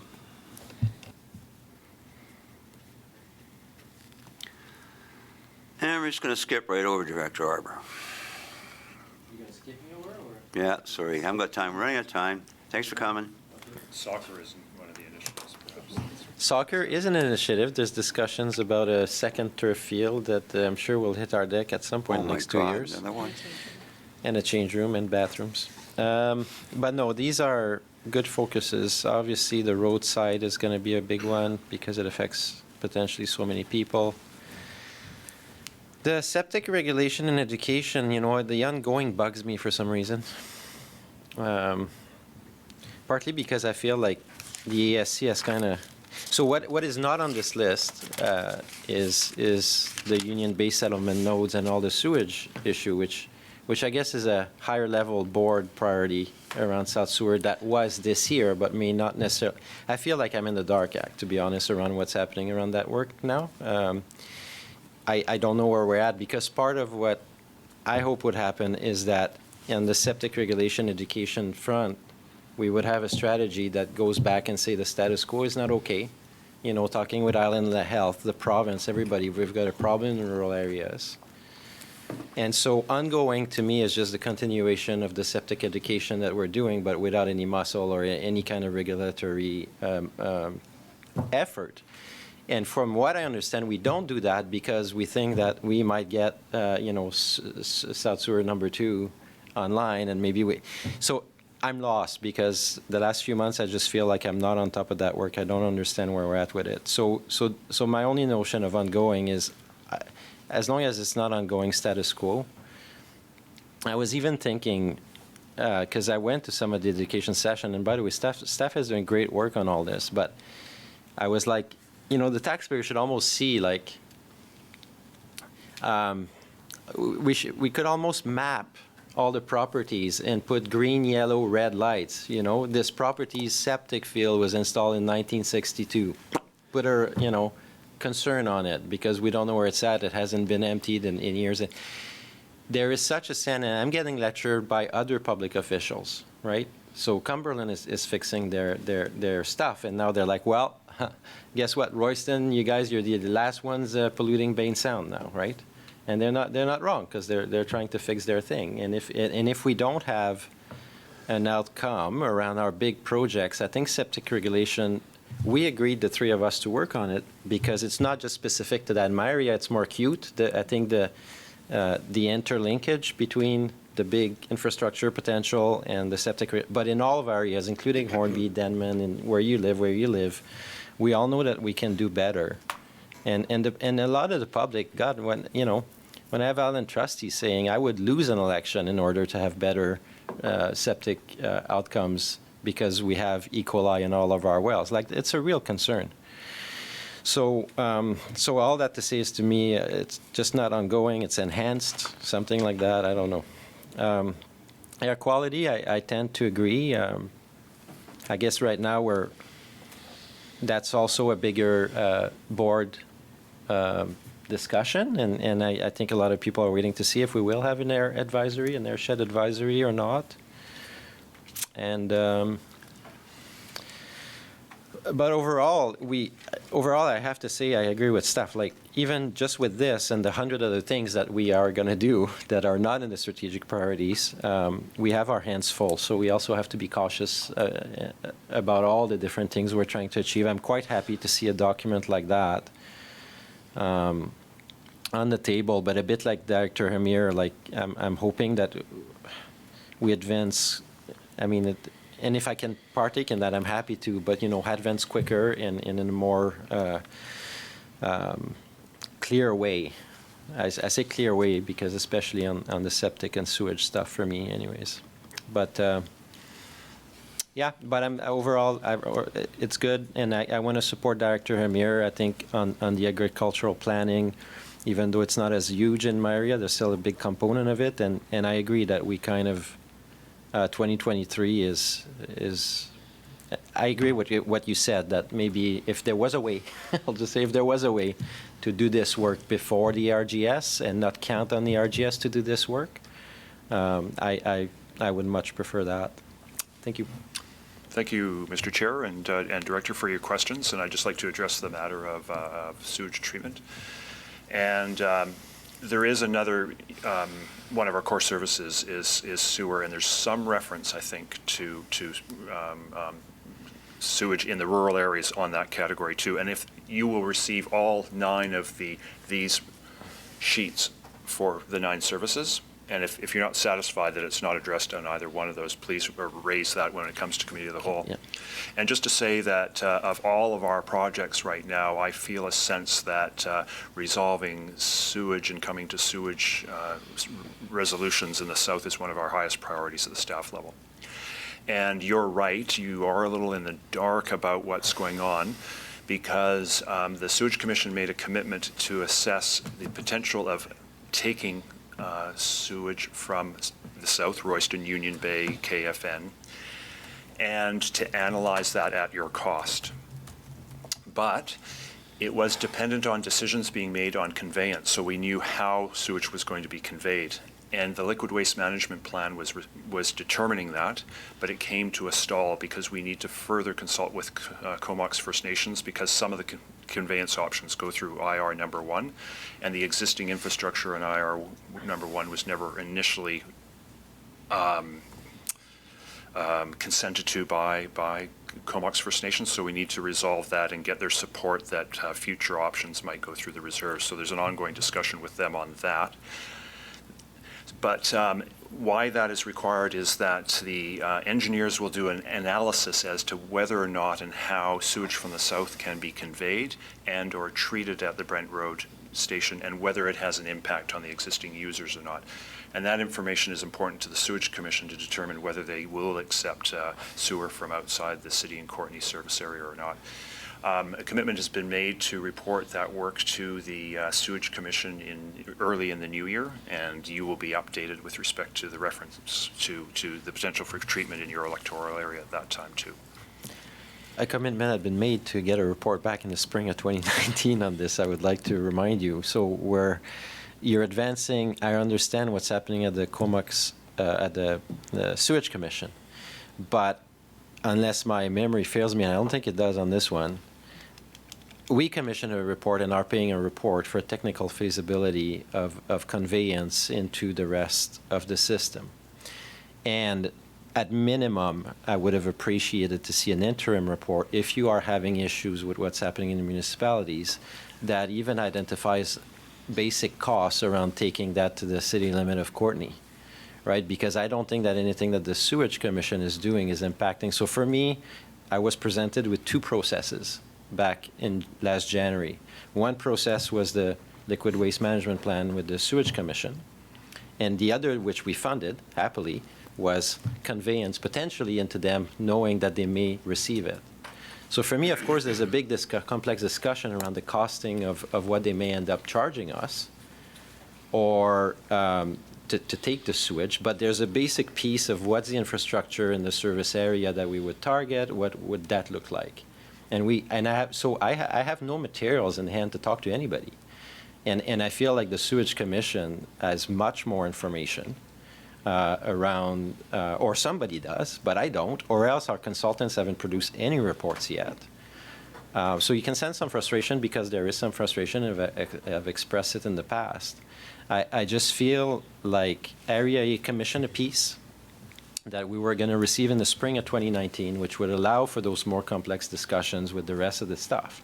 And I certainly hope that the Sewage Commission and the board or whomever is not making decision or representing Area A without me being present at those tables, or our chair, or going through the ASC. Okay? I want to assure all the directors that there has been no consideration by the Sewage Commission in terms of electoral Area A sewage and sewage treatment. They're not privy to any reports or otherwise that have been paid for you, because that work has not been done, because we need to know what the conveyance options are for that analysis to take place. So they're not privy to any information that you don't have, or otherwise the work has not yet been done.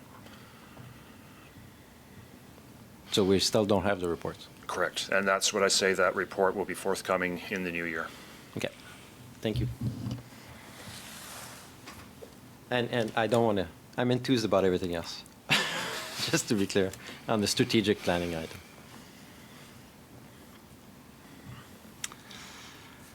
Well, I don't want anybody to take this the wrong way. But I can say that unlike my colleagues here, I've been doing this for quite a while. And there are initiatives that even in my 10 years haven't moved forward at all. And frankly, I think that we're going to have to really keep a close watch on budget, at least the EASC budget this year, because, you know, we keep getting this, oh, well, we don't have a lot of capacity, and everybody's busy, doing organic composting for, the municipalities and stuff. Well, that has nothing to do with us. Now, we represent 24,000 odd people. That's a lot of tax dollars coming into the organization. But we have to clamor sometimes, I feel, to bring some of these initiatives forward, and because we don't have the capacity. Now, if we need more tax dollars to hire staff just to deal with some of the EA issues, then maybe we should look at doing that. And I know it's all woven together with First Nation and the Sewage Commission and Courtney and Comox and even Cumberland a little bit. But for God's sake, let's get some of this stuff moving forward. I'd be quite happy to take off the business about the local area plan up at Saratoga-Mirco Beach, because I'm thinking, with all the stuff going right now, we don't know what's going on with the water system up there.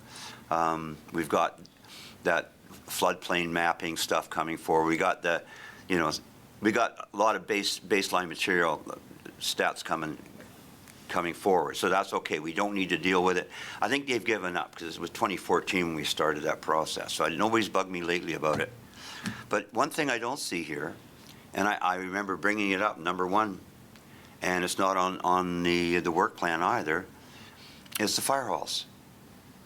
No, It's under emergency services, a separate core service. Okay, because I'm thinking, that we need to be moving ahead right now, especially with Mount Washington.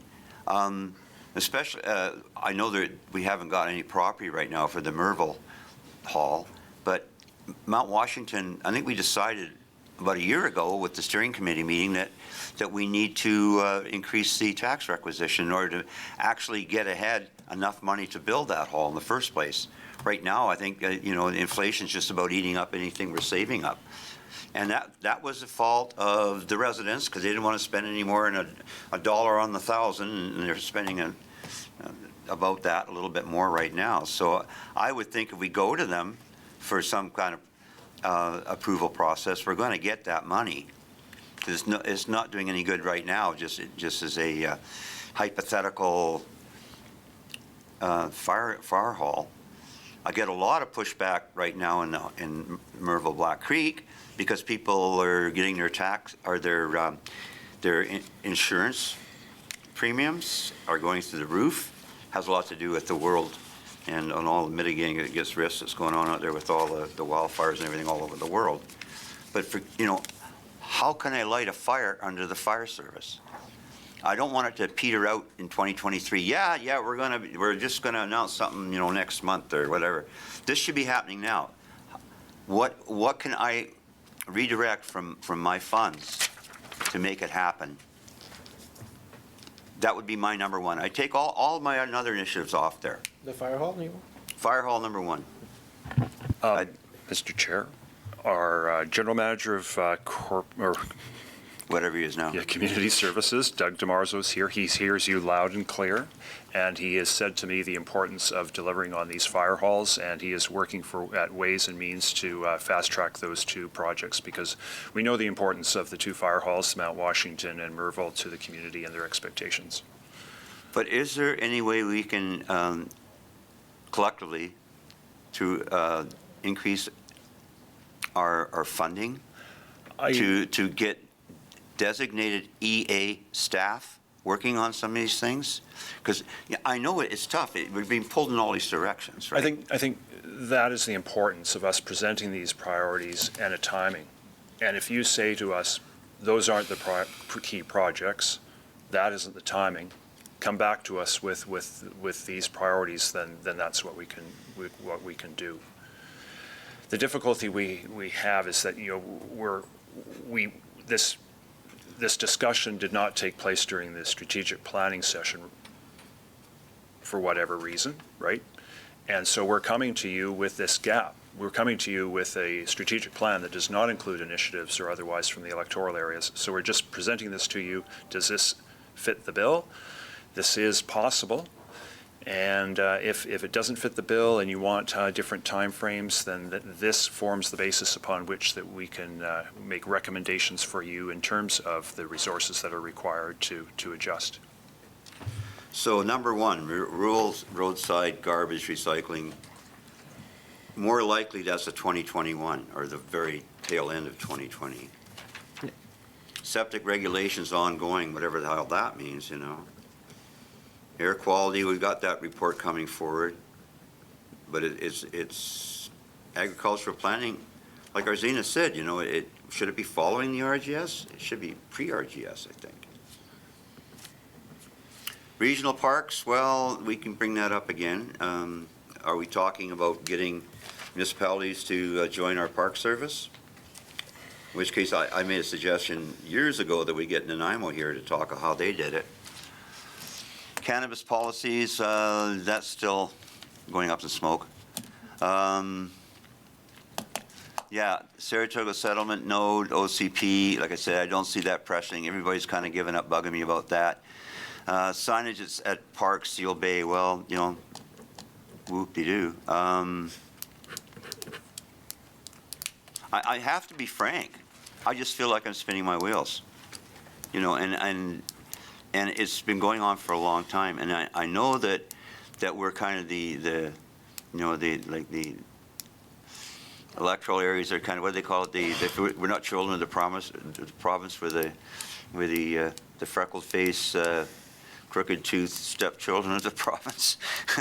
So, and then again, like I said today, we're always beholden to provincial government ministries to get anything done, to move anything forward. So it's a very frustrating endeavor to try to get real tangible projects moving forward. Can I make a suggestion? No. Mr. Chair? Yes, sir. Leon? There you go. Yeah, I don't know if the two directors and staff agrees, but to me there's almost a line after number 4. Like the top 4 to me are higher level strategic priorities that have been identified. The other ones, we have to deal with them. The cannabis, I guess I don't see the vacation rental on that, but that'll come up at some point for us OCP update, I assume.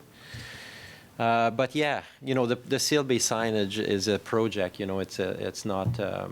If you compare that to septic regulation, roadside recycling, we're talking about 2 different levels here. So I would draw a line at, priorities number 1, priorities number 2 after number 4, and it's been a long day, so maybe that's why we're also a little bit. But it was good food, so we shouldn't be grumpy.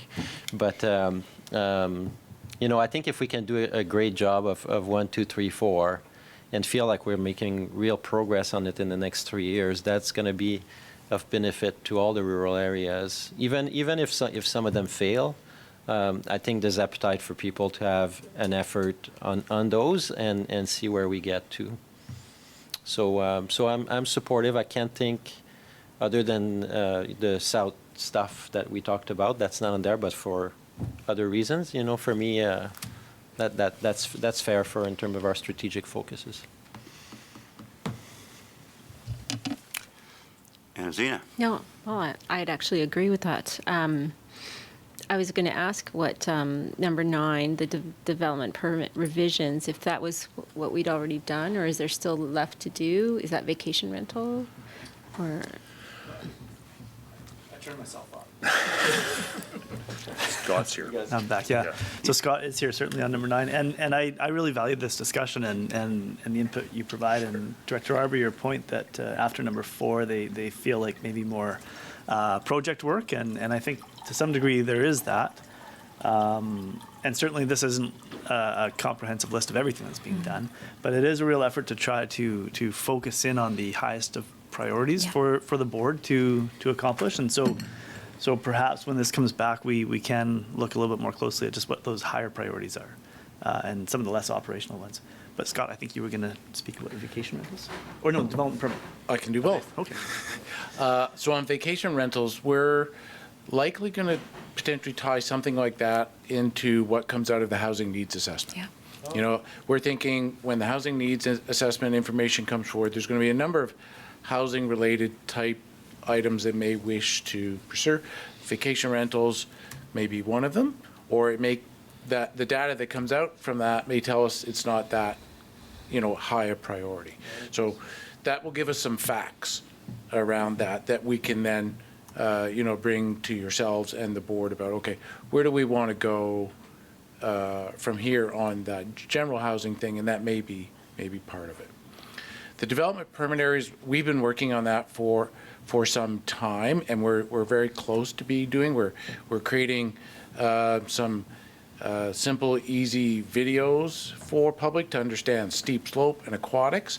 We're also looking at potentially trying to simplify some of them, so they're easier for the public to understand, on those ones. So it's been ongoing work that we think we will complete early in 2020. Okay.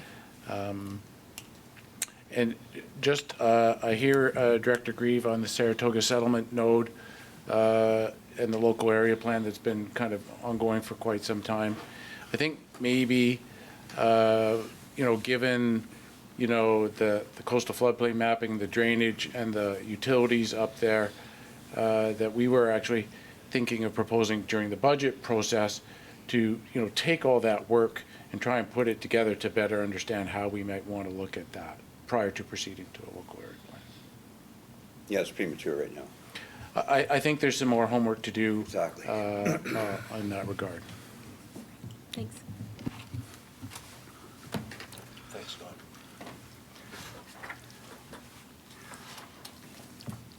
So one of my questions was, is there some way we can increase our funding? Can we get more money from the electrical areas to maybe get a designated EA manager or something to keep everything moving forward? I think if I can try, when the individual service staff reports, the budget staff reports come forward, each of those budgets will be presented and resourcing discussed and any needs identified. I don't think it's the right place here to talk about those kinds of resources. And certainly the comments are well heard, and we would be looking for sort of those opportunities where it makes sense to propose resourcing that can bridge multiple services, perhaps, if that is an approach. Because if capacity is a problem, let's deal with capacity. Let's have those discussions through the budget process. It is complex. Any particular project touches on not any one individual, but many within the organization. So it's overall capacity, but we definitely hear that you're wanting to see these projects move forward. We've got that feedback today. We'll come back with a modification to this, and you can have some very robust discussions through the budget process with respect to the resources to achieve your projected timing.